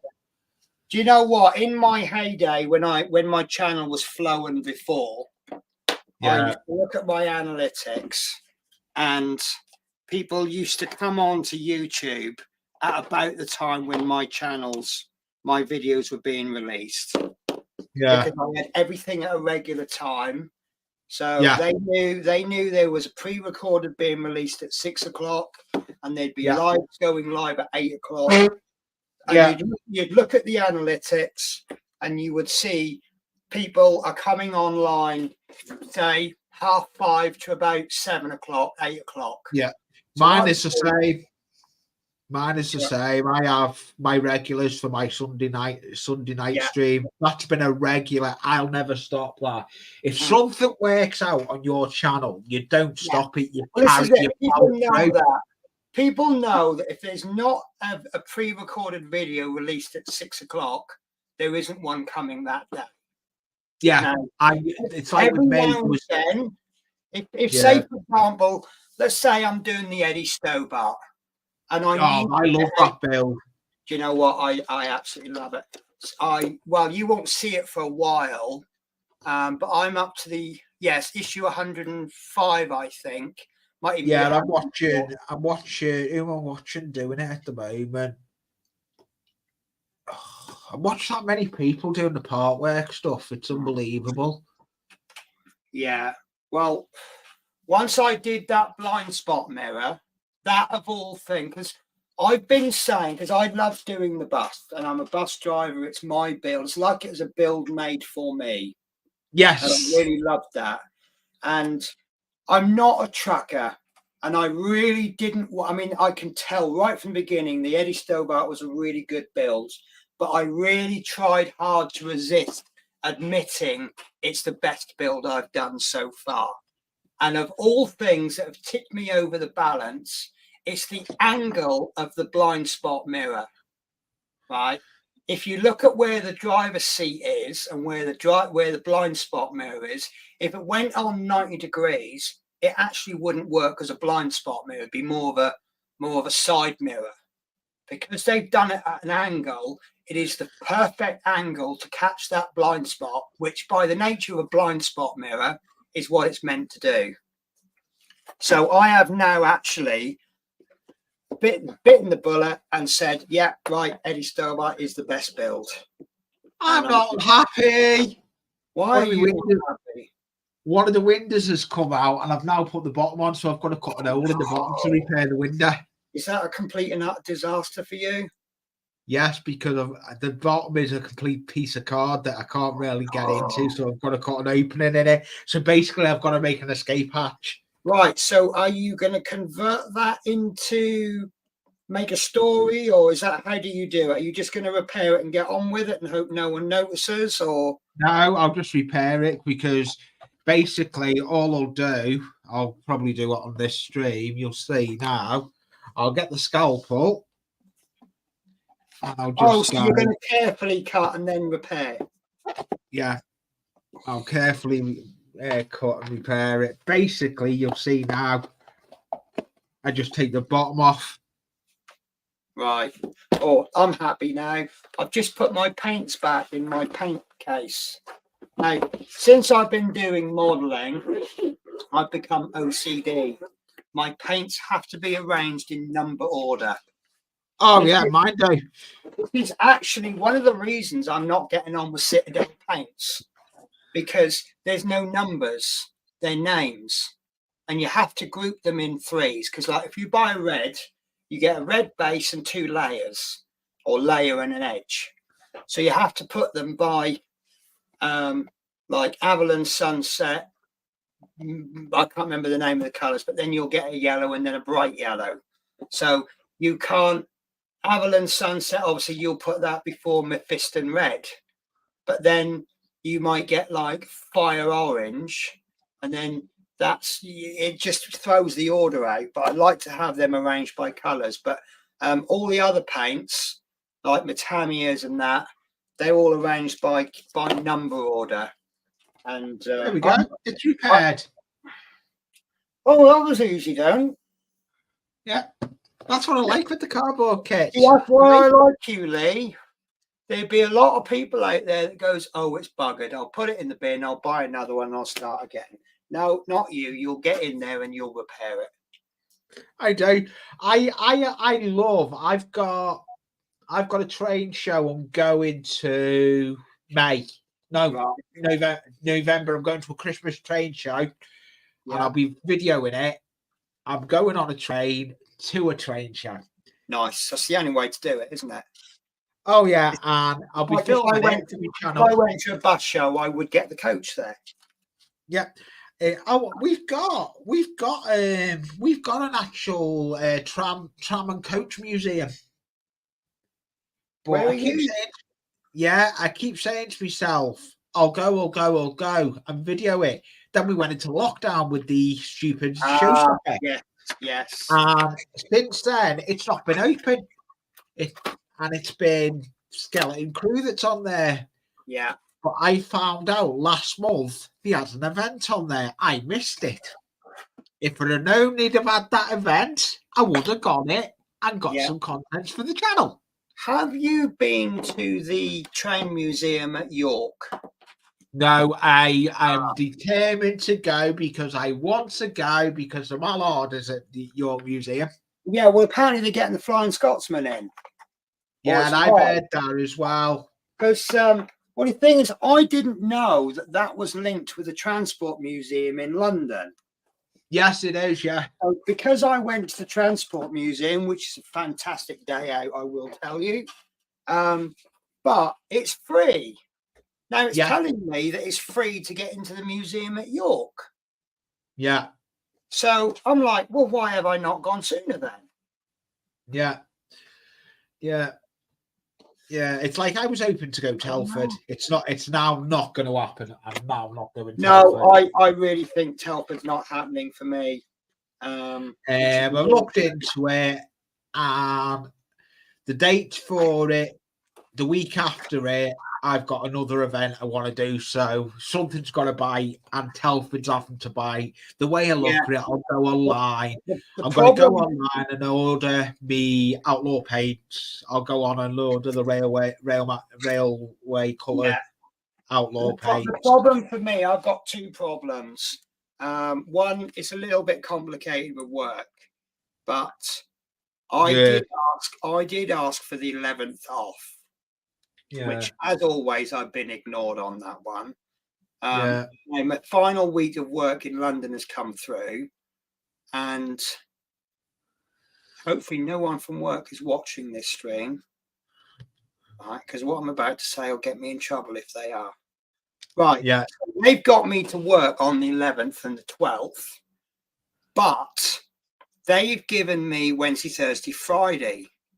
And I've got my 15 shifts for the 3 weeks, which means they cannot give me the 18th because that'll be a 16 shift. 19th is the day that I'm supposed to be coming home. Now, if I'm not working on the 18th, I could go home a day early. However, they've got me on an early on the Friday the 17th, finishing at 3:30. So actually, I could come home Friday night on the coach and be home Saturday morning instead of Sunday afternoon. Yeah. So if I now say, oh, I want the 11th or the 12th off, they'll then turn around and say, well, you're going to have to work another day in its place, which might be Saturday the 18th, which then means I'm coming home on Sunday. The other reason I'm not going to do Telford, and this is a real shame, because if you're going to do Telford, this is the year to do it, because it's the 50th anniversary. Yeah, no, it's gonna be manic for the 50th anniversary. The only way I'm going to get there in time, I can't get up there on the train in time, so I'm going to have to hire a car. Now, by the time I've hired a car and put fuel in, etc., that's going to cost me about 100 quid. Now, it's going to cost. It was a 60th anniversary, so I thought it was 50th. In that case, it's not so bad. So, Total Scale Models is another good channel if you're not subscribed to it. Yeah. So if I go to Telford, it's cost me 100 quid. I want to save 100 quid in the show. To save 100 quid, I'm probably going to have to spend about 500 quid. Yes. And I can't spend that sort of money at the moment. You know, I've got so much going on in the house. My desk is going to cost me, with all the equipment, it's going to cost me the best part of 300 quid. And I've had a few issues at work, which has cost me money, or has actually reduced my wages. And this week, my wages today, it's payday today, and I've actually had to. I have a little standing order to put money into a pot dedicated purely for bills. Oh yes. And what I've actually had to do is withdraw money from the bills pot to cover the direct debit for the bills pot. Oh no! So money's come out of bills and straight back in again. So I am actually short on that. So when I get my first week in London, there's about 200 quid I'm going to have to just put into bills and things. I'll manage fine, but you know, it's just I can't do it at the moment because I'm spending so much money at the moment. By the time I hit my holiday, the money, because I earn a lot of money at London and I don't earn enough while I'm at Kilmarnock. Now, rent day is the next Wednesday for my lodger, so that's 400 quid I'll have in my pocket. But normally I save the rent money I put that in a pot and I use that when I'm at Kilmarnock when I'm not earning enough money. So, Yeah. but instead of saving it for Kilmarnock, I'm going to have to use that for bills and things. Which then means when the rent money comes in on the 1st of December, instead of having £800 to get me through Kilmarnock, I'm only going to have £400. So it might be till January until I'm fully recovered. But then you got Christmas, haven't you? And I say I don't really do Christmas, but then about a week before Christmas, I get really Christmassy. And then I remember I actually love buying people presents. And I see things and I go, oh, so-and-so would like this, so-and-so would like that. And then some people get one present off me, 1 or 2 people don't get anything. Some people get 4 presents because I've seen a present they'd like. And then I'll see another present they like. So then I'll go, well, I'll buy that as well. And that's how I get just before Christmas. So I'll have no money Christmas either, will I? Guarantee it. Yeah. There's not much more I can do on this now. I'm limited. Tell you what, it looks really nice. So, what glue are you using for that? Clear PVA. All right, okay, fair enough. Totally scale models are saying there's some really cheap deals at Telford. There might be the odd 1 or 2. Oh, don't Yeah, I know. See, my first model show was the Scottish National, and I knew I was going to make that because that, by coincidence, that fell on my day off, on my holiday. I couldn't get to the Sunday because the Sunday was my travelling down to London day, but I knew I could make the Saturday. And for the 3 weeks running up to the Scottish National show, I put 200 quid away. So I thought, well, I'll have 600 quid to go with. I did have a bit of a setback. I had to repair my car, but that cost 100 quid. So I turned up to the Scottish National show with 500 quid in my pocket, cash, pockets bulging, ready to buy stuff. And I spent half of it at the very first stall that I saw, buying loads of books. As you do. Yeah, no, I bought loads of reference books. And do you know what? I don't regret a thing. The only thing I actually, it turned out all right. Turned out fine. There was one kit that I saw for sale. Oh, that was funny because Kinetic were there, and they had what did they have? I don't know if I've got it on this shelf. But anyway, there was a model I wanted, and is that it? I can't remember what it was now. I thought it was here. Anyway, it was a US, I think it was the US Navy. I can't remember what it was. And it was really funny because I just said, I want that kit. And he started to give me the spiel. It retails at this price. And I'm going, don't care, take the money. I want that kit. And he will not let me have that kit until he finished his spiel. And he's going, oh, it should retail. I can't remember the price I paid. So I'm making the prices up. He's going, oh, it should retail at 90 quid. But you can have it for 70 quid. And I'm going, don't care, here's my money. Here's my money. I want that kit. So, and I'm desperately trying to give him my money and he won't take it. And it was just really funny. But I bought that kit. But the one kit I wanted that they had at the show, and I couldn't afford it at the time because I'd spent money on everything else, was the Eagle from Space 1999. Oh, yeah. Yeah, but it's actually on eBay for about the same price as it would have been available at the Scottish show. So I haven't really lost out on that. Yeah, it's usually the way. You can usually find something elsewhere. Yeah. So, and my collections are coming along now. I've just bought the F111. I've got... Ooh. Yeah. Cool. Well, this arrived the other day. And I've got my F4, which is on the shelf, but it's the Vietnam War version, but I'm going to be getting aftermarket decals.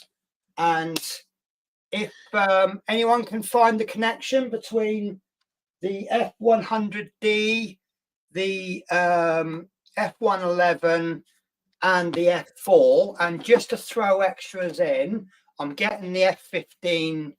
Can't remember which spec, but I'm getting the F15 and I'm getting the F22. Is it the F22, the new one? The Lightning. Oh, yeah, the Lightning. Can anyone come? I don't think anyone will come up with a connection. So the connection is, some's going to need aftermarket decals, but the connection is RAF Lakenheath. I'm trying to build aircraft that were based at RAF Lakenheath, which is my birthplace. Oh, Funnily cool. enough, the one that I'm having the trouble with is the Short Stirling. The Short Stirling was based at RAF Lakenheath when it was a Royal Air Force base, not an American base. But actually, in terms of aircraft, they've got quite a short history because Lakenheath was actually a decoy base. F-35. Why did I say the F-22? The F-22. I knew scale models would put you put. So I just had a brain fart. So obviously you can now get the A, B, and the C now, can't you? Because I wanted to do the one I wanted, which is the one I've got, is I get confused over the A, B's, and C's. I've got the F-35B, which is the Marine version, which is the version that I wanted.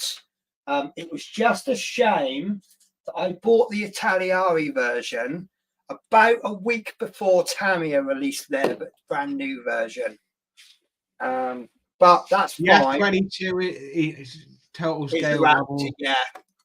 I've never taken to that one, to be honest with you, the Raptor. Not saying I won't ever build it. Go and have a look at his channel, Penny. He put some good builds out. Yeah. Yeah. One that I do want to do is the F-117. Because I had that many, many years ago, and I actually gave it away. Was it that one, or was it the SR-70? No, it was the F-117, and I gave it away to a young lady who kind of thought she was going to offer me something for it or buy me another kit. Not only did she not offer me anything or buy me another kit, she got halfway through the build and then chucked it in the bin.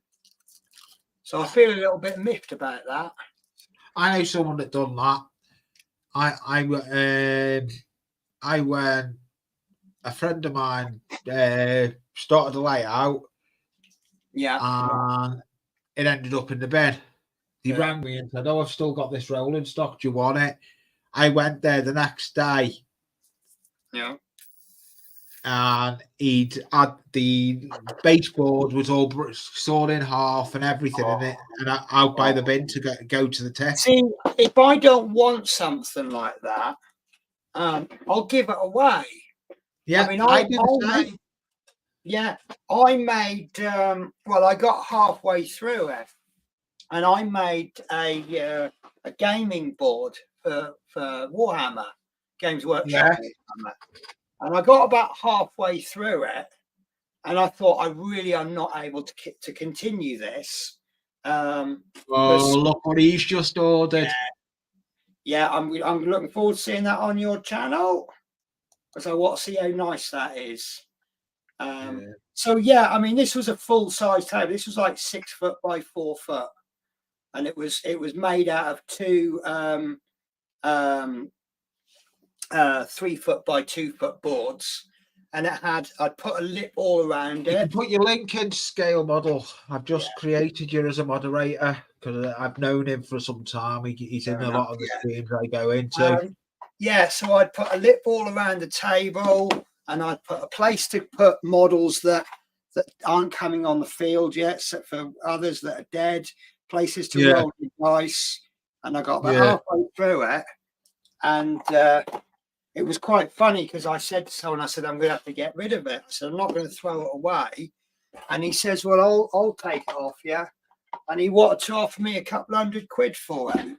And I actually said no, because I'd rather someone got joy out of it. That's worth £200 to me. But I would have actually made a profit on that.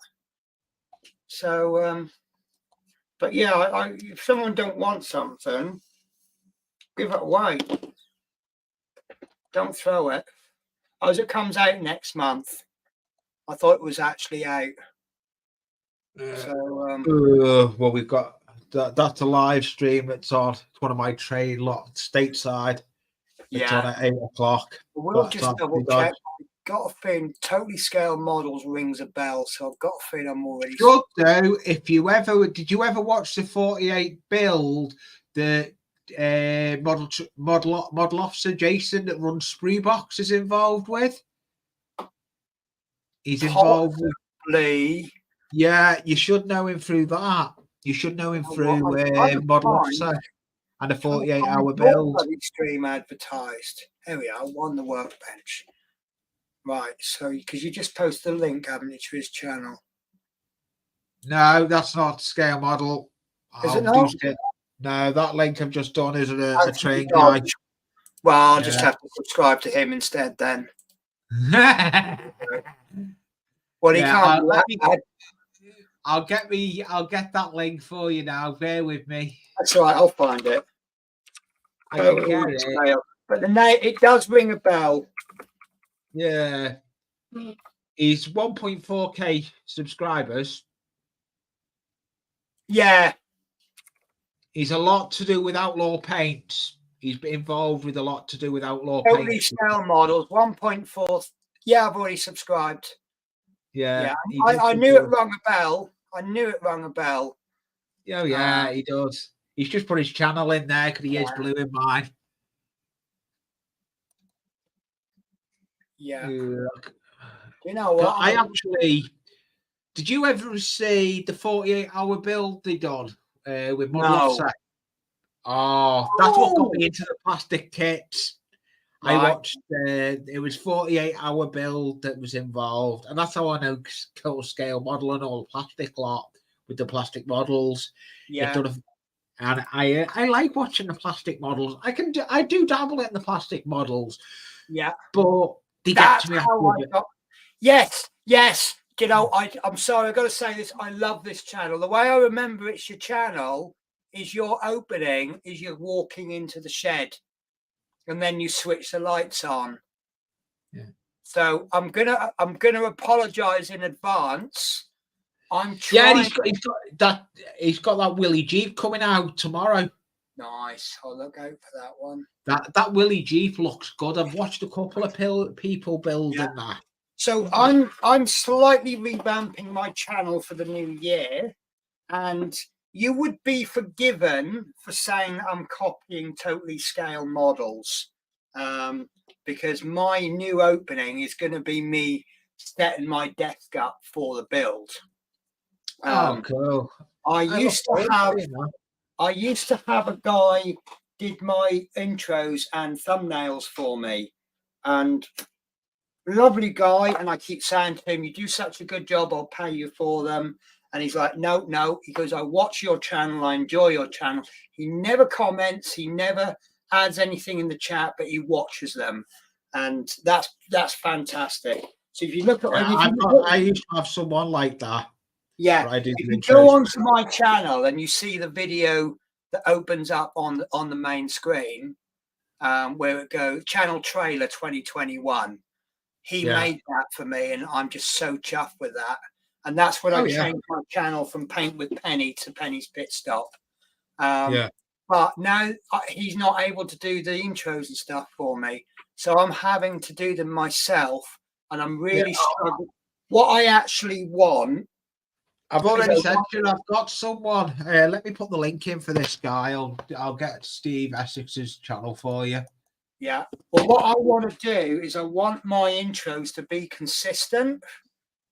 So what I'm going to do is I'm going to make a generic intro where I walk into my craft room and it's dark, and he's gone, and here he is, and it's dark, and then I switch the lights on, and then the bit that's going to be non-generic is it will then look table down. And then what I'll do is I will place whatever I'm doing onto the table. So when I do an intro, all I have to do is record about 5 seconds of me placing something on the desk. do a bit of video editing, so that comes on. I'll And try. I'll try and find it, Penny, and send it Yeah. over to you. Penny, chuck me an email, and I'll send it. okay, the only problem with that is I need an email for an email. Oh, private chat. No, I've got my emails on my about page. Oh, okay. Why did I not So think of do that? it after the stream. Chuck me an email, and I'll send you Steve Essex's link, because he is stateside. He is a good subscriber to my channel. I'll put Penny link in.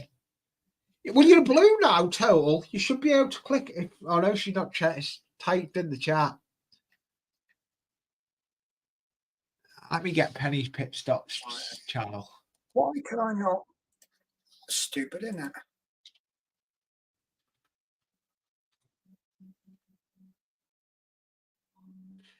it? Why is it when you done? Don't know if I've There we go. There's Penny's channel. You can expect an email any second now. Subject, title, tracking email. Okay, I've got 2 emails I've got to answer to. I've got your one, and I've got Tammy and Ray's, because I've got to answer to Tammy and Ray's one as well. Yeah, because Tammy and Ray want me PayPal, because they want to go on my wish list, but it's not letting her go on my wish list. Right. She wants to donate something to my channel, some funds to my channel, and I'll See, you know what? that. Wish lists are coming into their own now, because if you've got you subscribe to someone, and you see a little thing, and you've got a nice wish list actually there. You've got You've got some expensive items and you've got some cheap items. Well, that's what I do. I don't just put expensive items on it. No. I change them now to cheap, because there's people out there that I've got me supporter. For example, I know he'll watch it on a rerun. Danny Ivor Junction, he's a good supporter of my channel. He support me every month with something off the wish list. Well, I've got a subscriber who buys me these. She really, to be honest with you, I don't think she can afford these. They're about £3 or £4 a pack. They're little kebab sticks. And I've had someone buy a circular saw for me. Yeah, I know. I remember that. Oh. Those rulers you've got, how thick are they? They're flexible. I'm after a thick ruler. Now, the perfect ruler that I'm after, there you go. This is what I know which one you want. You want the wooden ones. The wooden ones. I want a metal ruler, but see how thick that is? Yeah, I know which one. I'll send you a link to your email. I'll send you some stuff over later. Wilco. Oh, yeah. Wilco's doesn't exist. Don't exist anymore. So I'm trying to find. Rumour has it. They're online. Believe it or not, they're meant to be online. I'll tell you what. Right, so do you use primer already? Who, me? Yeah. Yeah, and I use primer for my airbrush. You've got Vallejo surface primer on your wish list. Yes. I don't touch it now since I tried this. Yeah. Right. If you want it, are you short of primer? I'm going to be short of primer because I've got a project coming off in January. I'll email you. When I email you, I'll send me your address over, Penny. I'll tell you what I'll do then. If you want to find some Stylorez primer, chuck that on your wish list. I'll buy you a bottle. And then that way, if you go, this really doesn't work for me, it's not cost you any money. But having said that, my primer's getting low on the black and the grey.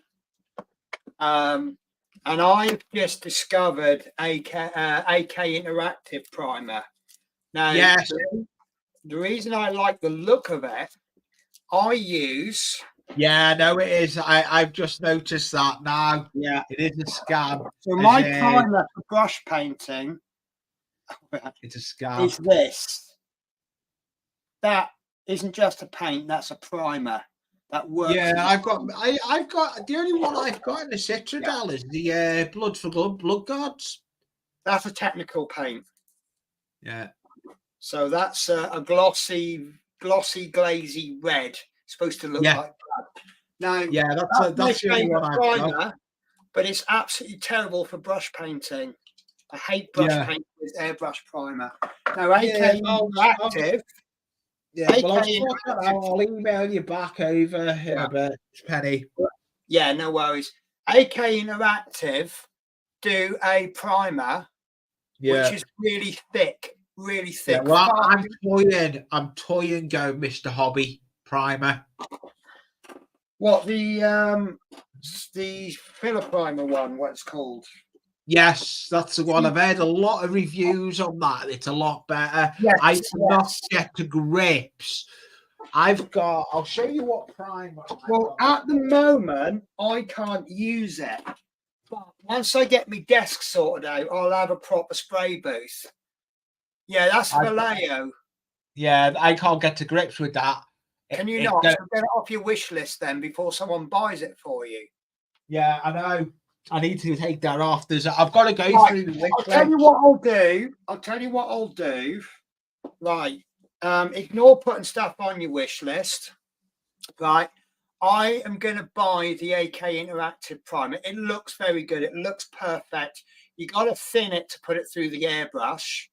But you can also thin it and then use it with a brush and you get really good coverage. Yeah. Now, the only issue I have, I do as lots of zenithal highlighting, which is where you go all over with the black, then you come in at 45-degree angle with the grey, and then you come in top side with the white. A lot of white primers are chalky. So I need to see what that white primer is like. I don't want to go and commit. But what I'll do, there's only about half a bottle in each. If I go and buy the AK Interactive, and I just took that one off the wish list. Now I need to go through the wish list. That's what I've been adding to it, but there's old stuff on there I need to bring off. Fine. So here's what I'm going to do for you, Lee. I'll try the AK Interactive primer. If I love it, I will send you these. Okay, yeah, we'll sort it out. Yeah, I'll sort it out with you, Penny. But let me buy the AK Interactive first, because I might think it's a load of junk. No problem. And it's okay, everybody saying they're great or they're crap. I think things like primers are purely opinion, aren't they? I'll tell you what I can't. I got it because I wanted to do some coaches red. Oh, I hate it for I don't know if I was using the wrong primer. Candy red. Oh, that's a car colour, isn't it? It's candy red. Is that a primer or is that a paint? It's a paint. It's candy red for the airbrush. Okay. What's wrong with it? Nothing. It's just a paint to use. Nothing. You've got to get a decent. You've got to use white You've got to use white primer. Well, you do with a lot of colours like that, though, don't you? Yeah, and what colour is it? Was blinded. Nothing. Why don't we use a yellow? Well, right. So here's an interesting thing, right? If you want to spray yellow, right, I haven't tested it. Thanks a lot, Total Scale Models. Okay. Paints are as good as I'll agree with that. I will agree with that because I've got a very, very good varnish. And the last model I sprayed with varnish, I totally cocked it up. It's all uneven and horrible. Oh, it is. I don't think it's the varnish. I think it's the user behind the airbrush. Yeah.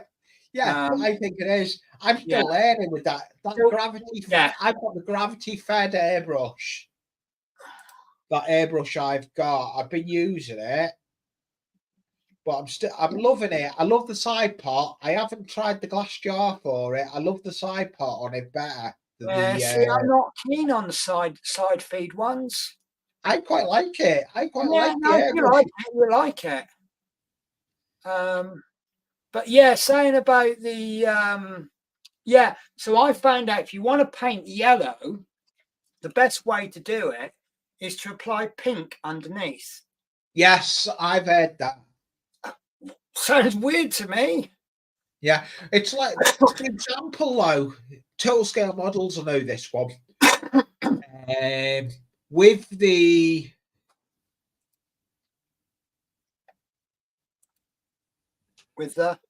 ooh, I do not like Tamiya. I'm not a Tamiya person. I don't like Tamiya paints. No way. I like the acrylics, and I'm looking forward to trying to get the Outlaws. Yeah, I've seen some reviews, and I know scale models, totally scale model. He'll back me up on this one. Like the yellow of Outlaw paints, the demonstrations I've seen of it on Outlaw Paint's website on his channel, it is yellow, and how yellow it is on spoons, on the plastic spoons, is unbelievable. Now, there seem to be different opinions of Outlaw paints. Yes. A lot of people saying they're nice, and some people saying no. You know, and it's but you see, they haven't got the color range. Yeah. So I don't want to be sitting there mixing paints up. What's that spanner thing you've got? Oh, it's a back to back brass gauge. What's that for? Your wheels set to go around the layer that go on the coaches. You lay the track has to be in live and everything. It's weird. Right. That makes sense. If I had the money, I'd buy you those 1, 2, 3 blocks now. Hey, I don't expect that. I don't do that wish list for people to get me off it. I know, but I want to get you something thinner. I would never buy you that thinner. Oh, I don't use that one. I make my own now since I've watched your video. That's the idea. I've got to take it. I need to go. How are you finding that then? I'm liking it.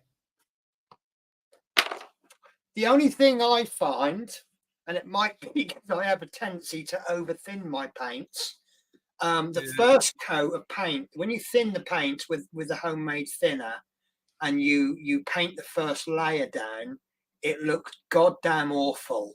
But when you put the second layer on, it looks absolutely amazing. I mean, most people do 2 to 3 thin coats anyway. But this, you'll never get away with 1 coat, never in a million years, because it just looks awful. But yeah. Oh, now your soldering iron has just reminded me. I have found a fantastic soldering station. Have you seen the one Horlicks has got? Probably not lately. Horlicks has got one. It's a cordless, and you can change. You can change the inside, the £10 to get the different tips for it. But you have to buy when they first came out, I got the ones that were powered by light fluid. Yeah, and they're all right. But now you get USB rechargeable ones, don't you? Yes, that's the one. Yeah, USB rechargeable ones. Yes. It's interesting what Totally Scale Models have said. Some people get on with Tamiya, some people don't. I get on very well with Tamiya as a brush paint. But apparently it's meant to be for airbrushing, isn't it? Yeah.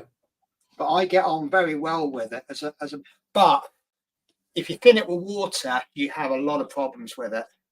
I find you have to use an alcohol based. But then my thinners that I make is essentially Tamiya thinners. Yeah. For about 1/50th of the cost. Some people do get. I don't get on with Tamiya. It's fine. I am still I love my AK. We know someone that's getting rid of his whole Tamiya range. What's that, Moz. sorry?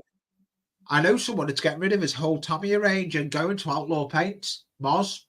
Oh, see, no, I wouldn't. It doesn't surprise me he's getting rid of the Tamiyas because he's an Airfix fan, isn't he? Yeah, he's an Airfix, but he may be an Airfix, but he's won a full range of Outlaw Paints. You're right. So, Do you know what? I used to be anti-Humbrol paints. I hate them. Everything about them, I hated them. And I've had no choice.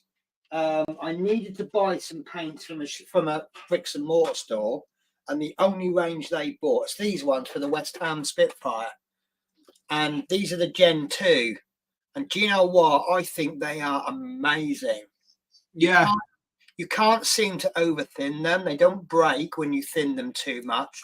They go on lovely. In fact, if anything, the thinner you make them, the happier they are. Yeah. And I absolutely love them. Absolutely beautiful paints. And I'm a bit worried I might become a Humbrol fan. I don't like the Humbrol. Do you not? Have you tried the Gen 2? No, I've not tried them. The Humbrols I've tried are the old enamels, the Recchia brushes. Oh, the old enamels do, yeah. But you need a proper. See, Kolinsky Sable, I don't think that works so well with enamel paints. I think it kills the bristles. Yeah, I get the brushes I mainly use are the Poundland brushes, and they're okay. See that's another debate. I know people like Little History is a good example. I use Rosemary & Co. Kolinsky Sable brushes. They're about a $5 each. And they're on a par with the Winsor & Newton brushes that are about 30 quid a brush. Yeah, and the range have stopped doing them range. Oh, they haven't. Yeah, because they've done away with the Newton, haven't they? They've done away with all the paints of Newton, so they're not doing the brushes either. Oh, what was I forget what range that was called? I can't remember, but I know I went into the range a couple of days last month. Yeah, they had all their paint. Little History buys his. Sorry, I'm having a little bit of a tidy as I go. That's why no problem. Getting up. Little History buys all of his brushes from the range, and he thinks his brushes for him are as good as my Rosemary & Co. and Winsor & Newton ones. He won't buy Rosemary & Co. because he's happy with the brushes he gets, which is same with anyone. Yeah. And what I've been told is these little horrible pots that you get in the Airfix starter sets, they're Gen 2 paints now. Yeah, I've heard that. The sorry, can I do a plug? Go on. I don't mind. The cheeky plugs can go. You can cheeky plug as much as you want on my channel. Okay, so I am doing a All for Charity, mate, stream on New Year's Eve / New Year's Day with Dominique Cocu. Oh, yes. I'm looking forward to seeing that. Very excited about it. So what I'll be there to try and support you if I can. Yeah, so I have seen 1 hour starter build challenges. And I think 1 hour challenge is pushing it a bit. To get a fairly decent model. People like Man's Moments, who are very, very good modelers, they can good model, a good unfinished model in an hour. But what we're doing is we are both buying the exact same kit, which is the Airfix F35 Lightning 2, 1:72 scale starter set, and we are going to give ourselves a 2 hour limit to build it. We're hoping that everyone's going to give us donations on the channel via PayPal, and the winner at the end, you guys will all decide which build. I'm going to phrase this properly. I'm not going to use best. I'm gonna ask everybody which build appeals to those the most. Yeah. Who gets the most appeals gets to choose the charity that money goes to. Oh, I like the idea of that. Yeah, yeah. So it's a bit of a competition, but it's fun. And at the end of the day, the real winner is either a charity in Britain or probably a charity in Holland. Yeah. Well, So I've actually got something coming off in January yeah, that I'll be bringing out. I'm toying with doing a build, and if it's going to be on my channel, I am going yeah. to do a build. It's going to be a plastic kit. And if anyone wants to do it, they don't, as long as it's a plastic kit, they can be all involved in the build. The build Ooh. I'm going to be doing is an Airfix build. Okay, so it's not an F4J. No, it is. I'll tell you what it's going to be. It's going to be the bomb bug. Is it? Yeah, I'm going to do a build with the Oh, bomb bug. when is this then? I'm doing it in January because I'll be getting it. I'm going to get it. I'm going to get it for January. I'm doing it as a build for January. So, But the way I'm doing it, if anyone wants to be in, when I'm building the bomb bug, they can build any plastic kit along with me. you're having basically a chill and Airfix session. Yeah, I'm basically having a build like a group build. Yeah. You know, it's interesting because I've seen that Bond bug and I'm 50-50 with buying it. At the end of the day, it is a vintage kit. So you are buying it's a vintage kit, but it still has got its problems. I know someone that's built it. Sprue and Glue, Dave's built it. But for me, it's an unusual build. It doesn't fit into anything that I normally do. It's not an that's the same with me. Same with me. It doesn't fit into what I do. And I've now had people say to me, "Oh, are you thinking about doing that?" And I'm like, I really don't know. I really don't. I'm only thinking doing it because I want to do another. I've done a Spitfire. I've done the Falker. Yeah. PM models. I've done me Panther tank, but never finished it because I broke my airbrush. Right. I need to finish the Panther, but that's not going to happen at the moment because I've got too much on the workbench with this car, the car builds. But as well as that, I want another kit to do, and I'm thinking the bomb bug. Yeah. One that I'm thinking of is the oh, thank you, Totally Scale Models. Just subscribe back to me. I appreciate that. One that I'm thinking of because it's so problematic is that hovercraft. Oh yes, is that the new one? Yeah, well, it's a vintage kit, but yeah, it's a new one. Yeah, it's been rethingied, hasn't it? But I will confess, if I did that, I would buy two. One to build off camera, and then I will build one on camera, having done it already. I know it's cheating because the whole point of my channel is that I'm doing everything I do on the channel. It's not rehearsed. It's not pre. I mean, it's not with me. My kits I do, like these card kits. Yeah, I don't work on that off cam. I actually look at the instructions, see what I'm doing that day, and I'm still on the Bega boards. I've still got the steps to do.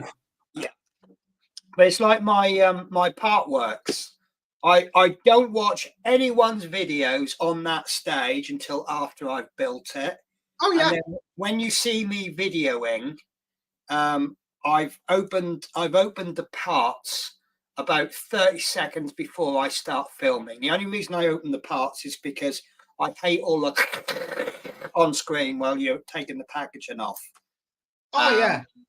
Sometimes I do have to undo the packaging on camera, but when I build all my I don't like doing that. If I'm working on a build or if I'm scratch building and I've got popsicle sticks that are usually in plastic bags, I don't like the rummaging of the plastic.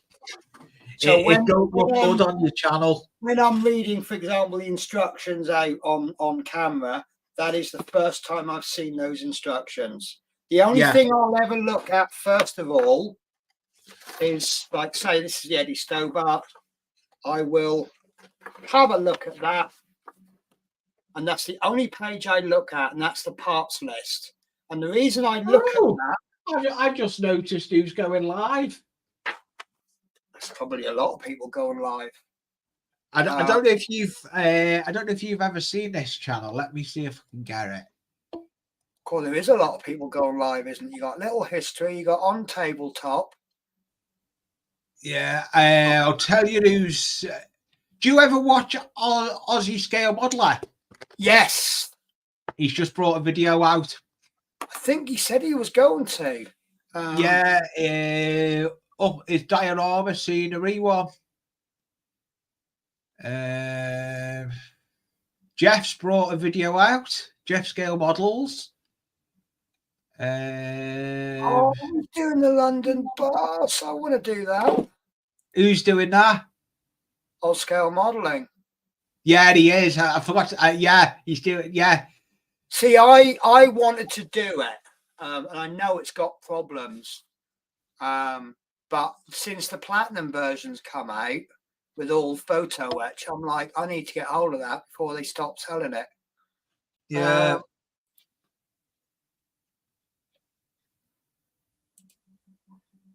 Hello, creative. Interesting modeling company. I watch them quite often. They've just gone live. Yeah. Thingy's due to. I'll tell you who else is due to go. Do you ever watch Larry's Modeling Shop? I've heard the name. The Stateside.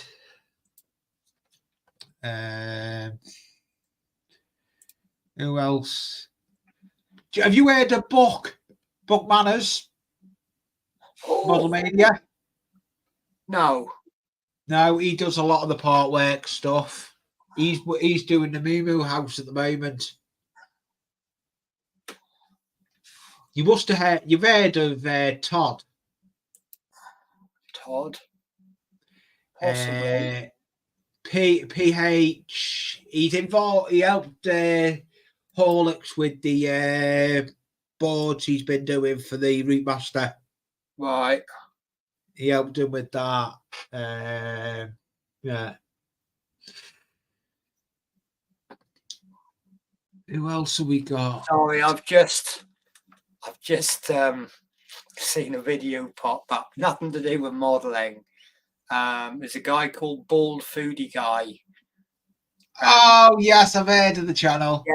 Well, I found him the other week. He found kebab pie from Pucker Pies. And said, yes. Terrible, put it straight in the bin. But it's kebab meat made with beef with a sticky sweet and sour chili sauce in it. And he said it's terrible. But I've just seen a video pop up 4 days ago. But I remember Spam as a kid. You had Spam because your mum couldn't afford anything better. Yeah. But these days, Spam is £3.40 a can. Right. But he's found Oldie Bramwell's chopped pork and ham for £1.35, and he's doing a comparison to Spam. And that's a hell of a price difference. That's a third of the price. But I noticed all the stuff we used to have as a kid, corned beef. Corned beef used to be really cheap. That's not cheap anymore. Oh, it's not. It's ridiculous. We were looking at it yesterday. We went shopping yesterday, and it's crazy how much stuff's gone off.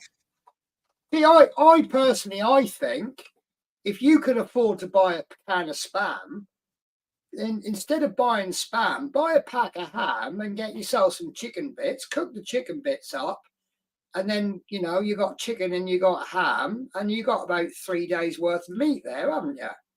Yeah. Yeah, I'm just looking at it. And it's gold to us Hawaiians. I Yeah. think I've heard that mentioned before. Is that something that you can't get? Oh, I think I saw a Hawaiian spam recipe. I'm sure I did. I didn't know I'd spell Hawaiian. Hawaiian spam. I'm pretty sure I've seen a spam musabi.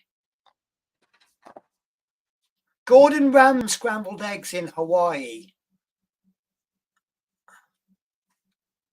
Here we go. It's a video here 8 years ago. It says in Hawaii, spam goes with everything. The often maligned canned meat, a staple for GIs during World War II. I lost the rest of the description now. Has become a beloved part of the Hawaiian diet, from burgers to sushi. Sushi.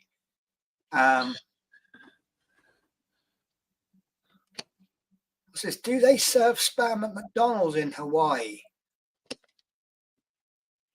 Now I think that's wrong. Spam in McDonald's? Have you seen the new burgers McDonald's have brought out? No, I'm not. I don't really use McDonald's. It's £7.50 for a burger. Yeah, that's ridiculous. I was in where was I? I was in Kensington in London, right, which is an expensive part of London. Yeah, I know it is. I've been. Right. When I used to do all the events. I've been. Yeah. Now I went on to the farmers market, and I got myself a wild boar burger. Right, Yeah. and it was proper. He cooks it in front of you, and it was £8 for the burger, and you get to help yourself to put cheese on, and then you can put all the sauces on, and there's even a little bit of salad if you want it. And my attitude to that was, yeah, it's expensive, but it's Kensington, so you're paying London prices, and it's wild boar. And then you've got, I mean, the Philly cheese stack. I don't know if they've got the price. No, I'll have to have a look on the app. I used to get all those Angus burgers and all that when I used to do the Philly. Oh, some of the burgers are nice. See, I buy the cheap stuff, like their wrap of the day. Yeah, I do. When I used to do all the events, I used to do security all over the country, but I've given it up now. The only reason I've given it up, I value my life. I don't want to be coming home in a wooden box. I used to go away for months on end. Yeah, this is the problem I have at work. They give us money to buy food with, but we've got no facilities for cooking, so it's 3 takeaway meals a day for us. To put that into perspective, it's not cheap. It's 63 takeaway meals in the time I'm in London before I get home and cook food again. Yeah. This is why if I get home late, I go straight to bed, and in the morning I do a Scottish breakfast. Because everything isn't that amazing, right? You take an English breakfast, you chuck on some tatty scones and some square sausage, and it's 10 times better. Yes. Yeah. You can, so the Philly cheese stack, British breakfast, Scottish breakfast, dead easy. Yeah. So the Philly cheese stack from my local McDonald's is £5.29 for the burger, $7.29 for the meal. The McCrispy barbecue smokehouse is £5.59, $7.89 for a meal. I think that's obscene. Yeah, and it's £8.50 scale models just put. But I do like I like scale models opening where it's shed door. It's a shed door in it. Yeah, that so you could say I've copied his idea, but I prefer the words inspired. Do you know, I say that. I do it. I actually look at people's other channels to get ideas for. That's what it's all about. Yeah, it is. It is looking at other people's. The intros I do. Do you know where I get my inspiration for the intros from? What's that? Every other channel, every channel that's out there. There's a lot of things that happens that I started, right? And I'm not being big-headed. There's a lot of things I started, and other people have. You can use the word copied or inspired by.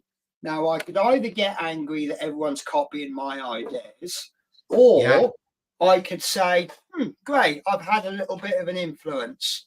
And I get inspired by other people. One of the inspirations that's World of Wayne.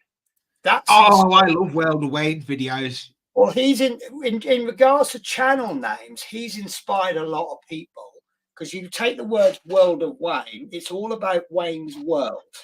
His world. It is. Look at that, talk with the devil, and he pops up. Scale modeling. Hello, Peter. We weren't bad mouthing your channel at all. Promise. He'll be driving now. I know he'll be. I don't know if he'll be driving. Actually, he's Aussie, isn't he? But yeah, I mean, my channel used to be Paint with Penny, because I was doing a lot of painting. Oh, he's changing his intro soon. There you go. Oh, so that means my channel intro will look nothing like his. That's good. But yeah, so then I was doing more than painting. So I changed my name to Penelope. In fact, I might be going back to Penelope's Pit Stop. I quite like that. But Penelope's Pit Stop, or Penny's Pit Stop, it's a play on the Penelope Pit Stop. If you're not driving, Pete, I'll put the link in if you want to come on. No, we were saying nice things about your channel, I promise. And obviously this is we were talking about your London books. Because I want to do that. So I just want to catch this comment for you. Ian Fraser says, whereabouts in Scotland are you, Penny? I think I've asked you before, aren't you, from Aberdeen way? Didn't I say to you I was from East Kilbride, and I say Glasgow because that's easier. And then I think you said, yeah, I used to live near there. Was it Cumbernauld, Castle Milk, something like that? Castle Milk. I love that place because Castle Milk, apparently the residents, they refer to it as Chateau au Lait instead of Castle Milk. I get it anyway.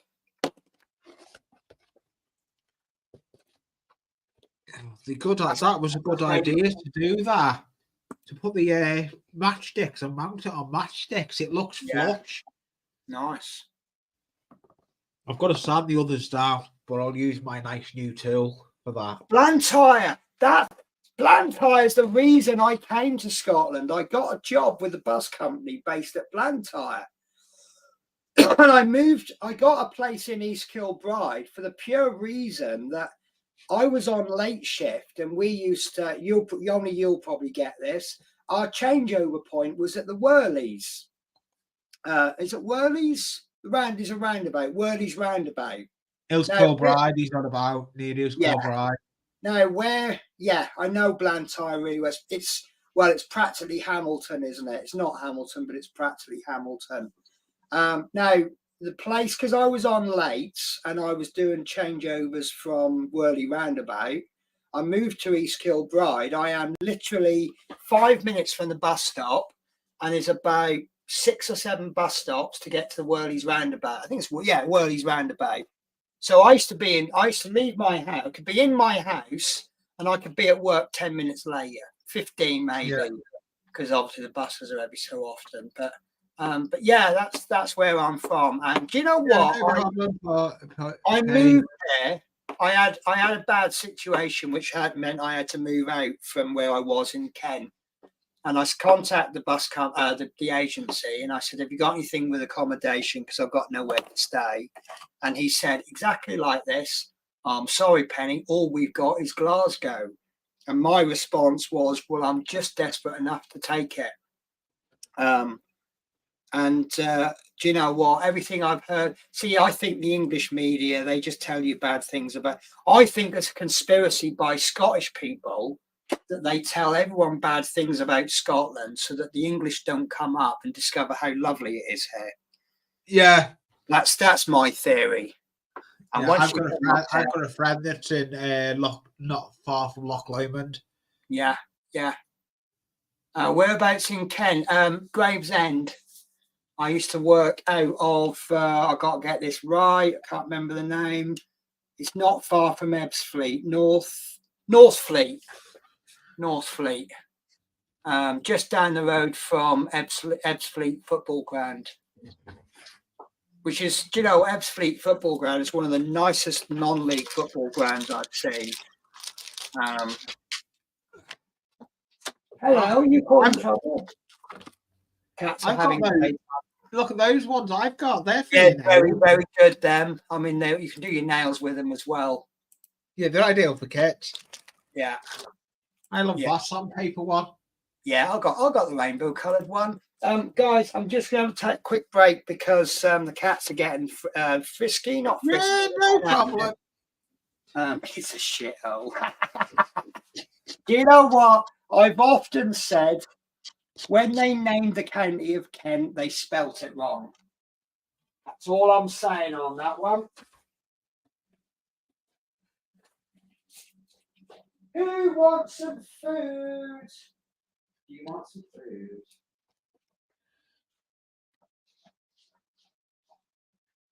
Would you like salmon? I think you might want some salmon, mightn't you? Oh, we're getting the sharks. Because you know we're getting. Oh, I've got 9, Ed. Get a good stream, this.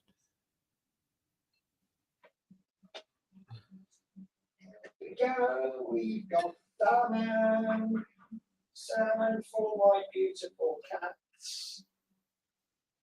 That's too much in that bowl, isn't it?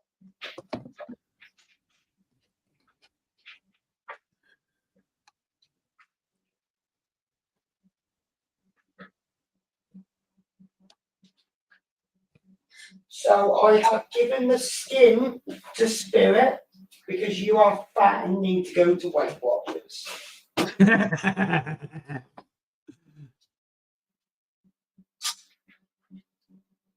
Fishy fish time.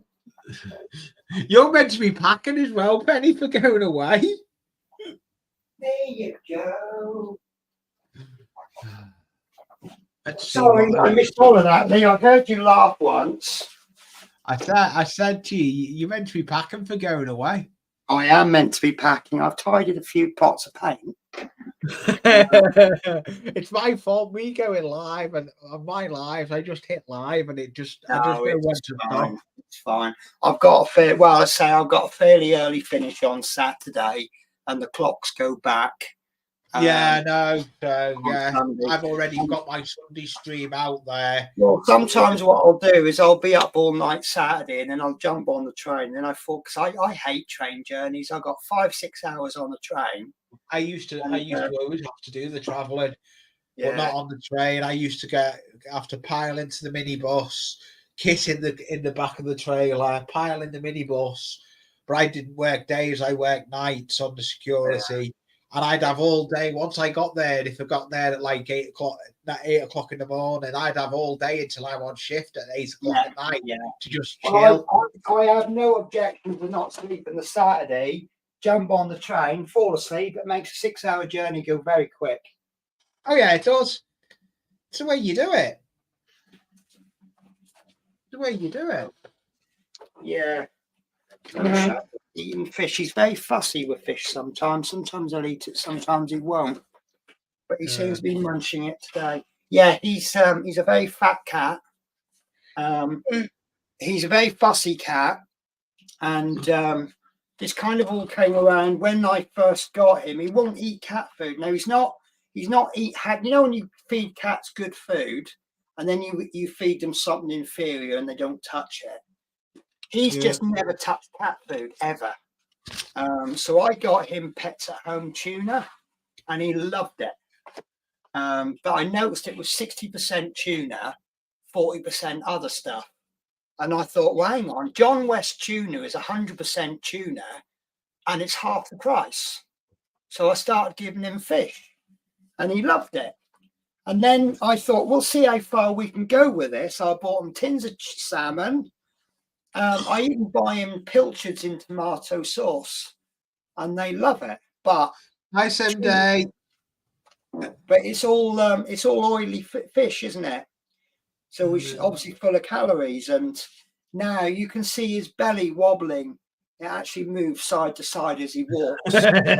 So the vet tells me off. He's about half a kilo overweight, which doesn't sound a lot when you consider that an adult cat is about 3 kilos. So he's about 1/3 of his body weight overweight. So, but see, the problem I've got is Spirit's still a kitten, so she's on kitten food. Yeah. And he needs to be on indoor. I can't give her adult food yet because she's still growing. So the only thing I can do is 4 or 5 times a week, I give them kitten cat food. I give them like half a portion each, and I give it to them both. Shadow then turns his nose up at it, and then Spirit eats his food. So it's a good way of giving her food, but not him. But the diet food I've got, they love it. They eat it like cat treats. So it's difficult. But I thought I'd broke one of the bottles. Right. You know those bottles, you've just got a big bundle of them. I've got one. Yeah, they're good, aren't they? Well, mine are the way mine are. I'll show you now. I obviously think mine are the best because they've got the metal tips on them. Yeah, but mine have got the metal tips on them. Yeah, but mine, I can change the metal tips on mine. Yeah, I could change these. I said, well, no, I couldn't actually. But these, why would you want to change perfection? But just as importantly, these come from Peter Webster. So could they be any better? Yeah, true. Yeah, true. I'll tell you what sanding sticks I do like, but my model shop stopped doing them. Yeah. Them ones. The Meg, the ammo. Yeah. They stopped on my model shop. They are ammo ones. The model shop stopped doing them. But the nail ones. I make my own now. I use cheap emery boards from the supermarket, and for the rest, I buy sheets of sandpaper from Car Body Shop, and then I get these. Well, they're called wooden craft sticks, but I call them lolly sticks. Lollipop. They are the lollipop sticks. Yeah, twist them glue on them, stick them onto the sandpaper, and then cut around it, and you got yourself a good sanding stick. I tried these Ultimate Skinny Sticks, and they are very, very good. But for the price that I pay compared to how much it costs to make them, I'd rather make them. It takes about a minute to make a sanding stick, and they're a fraction of the cost. Nothing. I mean, if people want to go out and buy, people said to me, I want to buy a sanding stick, I would point them in the way of Ultimate products because they are very good. If we can, we do, don't we? Yeah. Well, I wouldn't recommend a product that, in my opinion, wasn't very good. Yeah, I'm the same. I actually, everyone says to me, what glues do you use for card kits? There's a card glue. Yeah. I don't use that rocket card glue because it's not cheap. I'd rather use cheap and cheerful PVA adhesive. Yeah, it depends what. See, I find myself, when I did card models before, a lot of the parts I could glue together and I could hold it, and I didn't need it gluing instantly. So ordinary kids PVA glue was fine. And then you usually use pegs. Yes, But when you've got stuff where you need it glue and stuck quickly, then I would gel, be I use using, a lot of gel super glue. yeah, well, it's that. Another one that I think is very good is that Gorilla Wood Glue. Yeah, I use that. But But it's expensive. I've got another one now. See, the PVA glue that I use for 90% of projects That's is one this. I've got the Ox Extra Strong Yeah. Interior Wood Adhesive. If you need strong glue, that's the one to go for. I use this as wood glue. And I buy it in 5 litres because it's about 2 or 3 quid for 5 litres. Yeah, It's is. extremely cheap. I'll tell you what, I'm not a fan of. I don't know if you've ever used it in the hobby. The Gorilla Glue, the expanding stuff. You got to know what you need to use it for. You've got to use it for the right thing.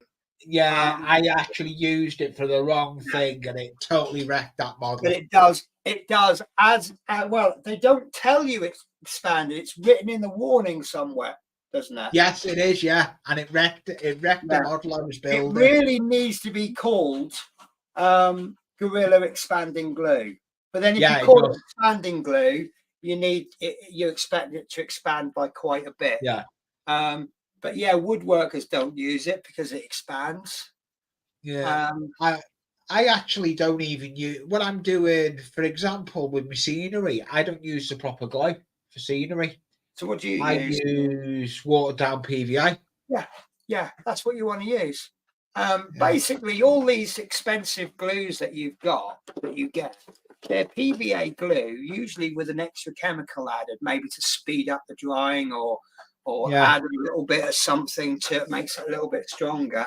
But no, I use Mod Podge a lot, but the Mod Podge, I use that to seal in my weathering. No, use PVA glue.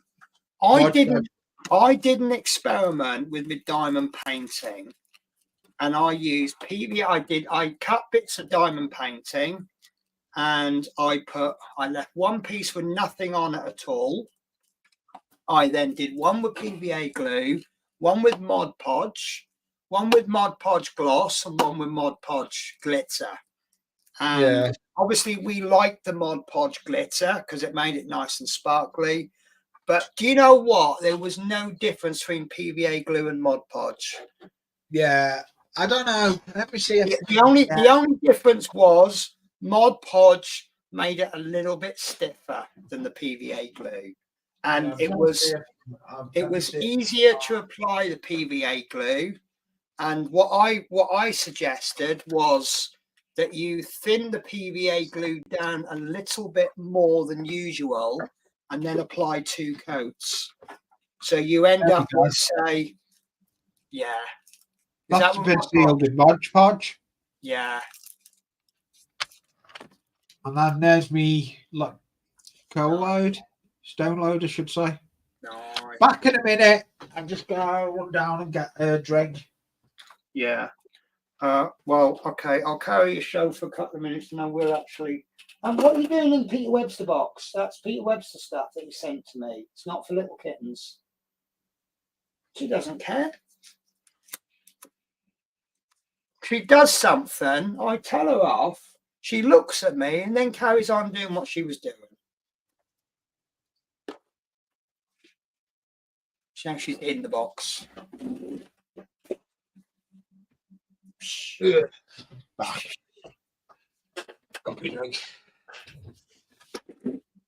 that you back? Yeah, I'm back. Just seeing what time it is. I've got to go and do tea soon. Only chocolate pie in the oven. Oh, that's nasty. Simple enough. I don't know what to do for tea for myself. Oh, I'm doing. We went Aldi yesterday shopping. Yeah. We've done a big shop, and I've got a big big pie. We couldn't fit it in the freezer because the freezer was that full. So I said to Jackie and me, "Oh, we'll leave it out. We'll have that for tea." Yeah. Well, I'm in a bit of a dilemma because I've run out of coffee, which isn't the biggest problem because I've got instant coffee and I've got coffee, not instant, I've got filter coffee and I've got coffee pods. But now today I've run out of sugar, and the problem is I'm only home for one more day. Yeah. But so I'm hitting the honey and the pod coffee and the filter coffee. That's the way to do it. It's the way to do it. No, but food wise, I've got next to nothing in. I've been eating noodles for the last couple of days just because they're there. And mac and cheese, it's one of the best Scottish things ever. Everyone up here eats mac and cheese. And do you know what? The other day, I did this pack. They do these 99 or £1.50 packs of mac and cheese. It absolutely stinks of. You get a little bit of macaroni, which you have to cook and then drain, and then you have this packet powder mix, and you have to put a bit of butter and a bit of milk in. You mix that into the macaroni, and when you first pour the powder in, it really does stink of like. Just really going to cut you short there on that one. I'm going to say to Total Scale Models, he's going, and so is Peter, our scale model. Yeah, thank you for coming in. Yeah, so you put this powder in, and it really does stink of stinky feet. But once it's cooked in, it tastes so nice. But what I also did is before I cooked that, I sliced up some bacon, 10 slices, chucked it in the frying pan, chucked that in the macaroni and cheese. And the only thing do you ever watch Black Rifle Models? Name rings a bell. They do the Black Rifle Models. They were involved with a big charity thing. That he's actually live right now. Yeah, he is. I'm about to say that. Yeah. Is that you cutting the string off then? No, I'm not cutting. I will be shortly because I need to go and put the oven on. I will be shortly. Yeah. Jackie probably fell asleep. I'm going to have to make a move soon anyway because that's how I'm going to cut the stream. I've been at 3 hours. Where's the 3 hours gone? I went live at 5 o'clock and I just hit. I have a habit of hitting live and just getting on with the build. I'm gonna watch Anthony dodge the model train outside in a bit.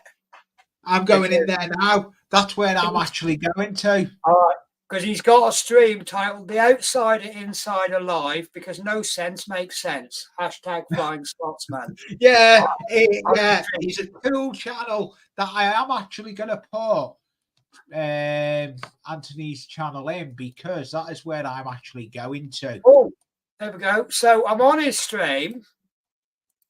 If it's your layout, do what you want. Do not tell someone else what to do unless they ask you what to do. Do not call out, mock, criticize, or insult another channel on your channel. Yeah, I've actually me and Jackie have had the pleasure of meeting him. Have you? Yeah, and he's stateside. But I'm going to end it, and I'm going over to Anthony. But don't forget, I'm back live on Sunday at 5 o'clock. But I may have a little video coming out before then. If you subscribe to my channel, you'll know that. But a big thank you to everyone that's come on panels, especially Penny. Anytime I'm free. No problem, Penny. Thank you for coming on. And big thank you to everyone in the chat. And I'll see you. I'm going to go my outro when I find it. I've got to find the outro. See you all. See you all. Bye for now.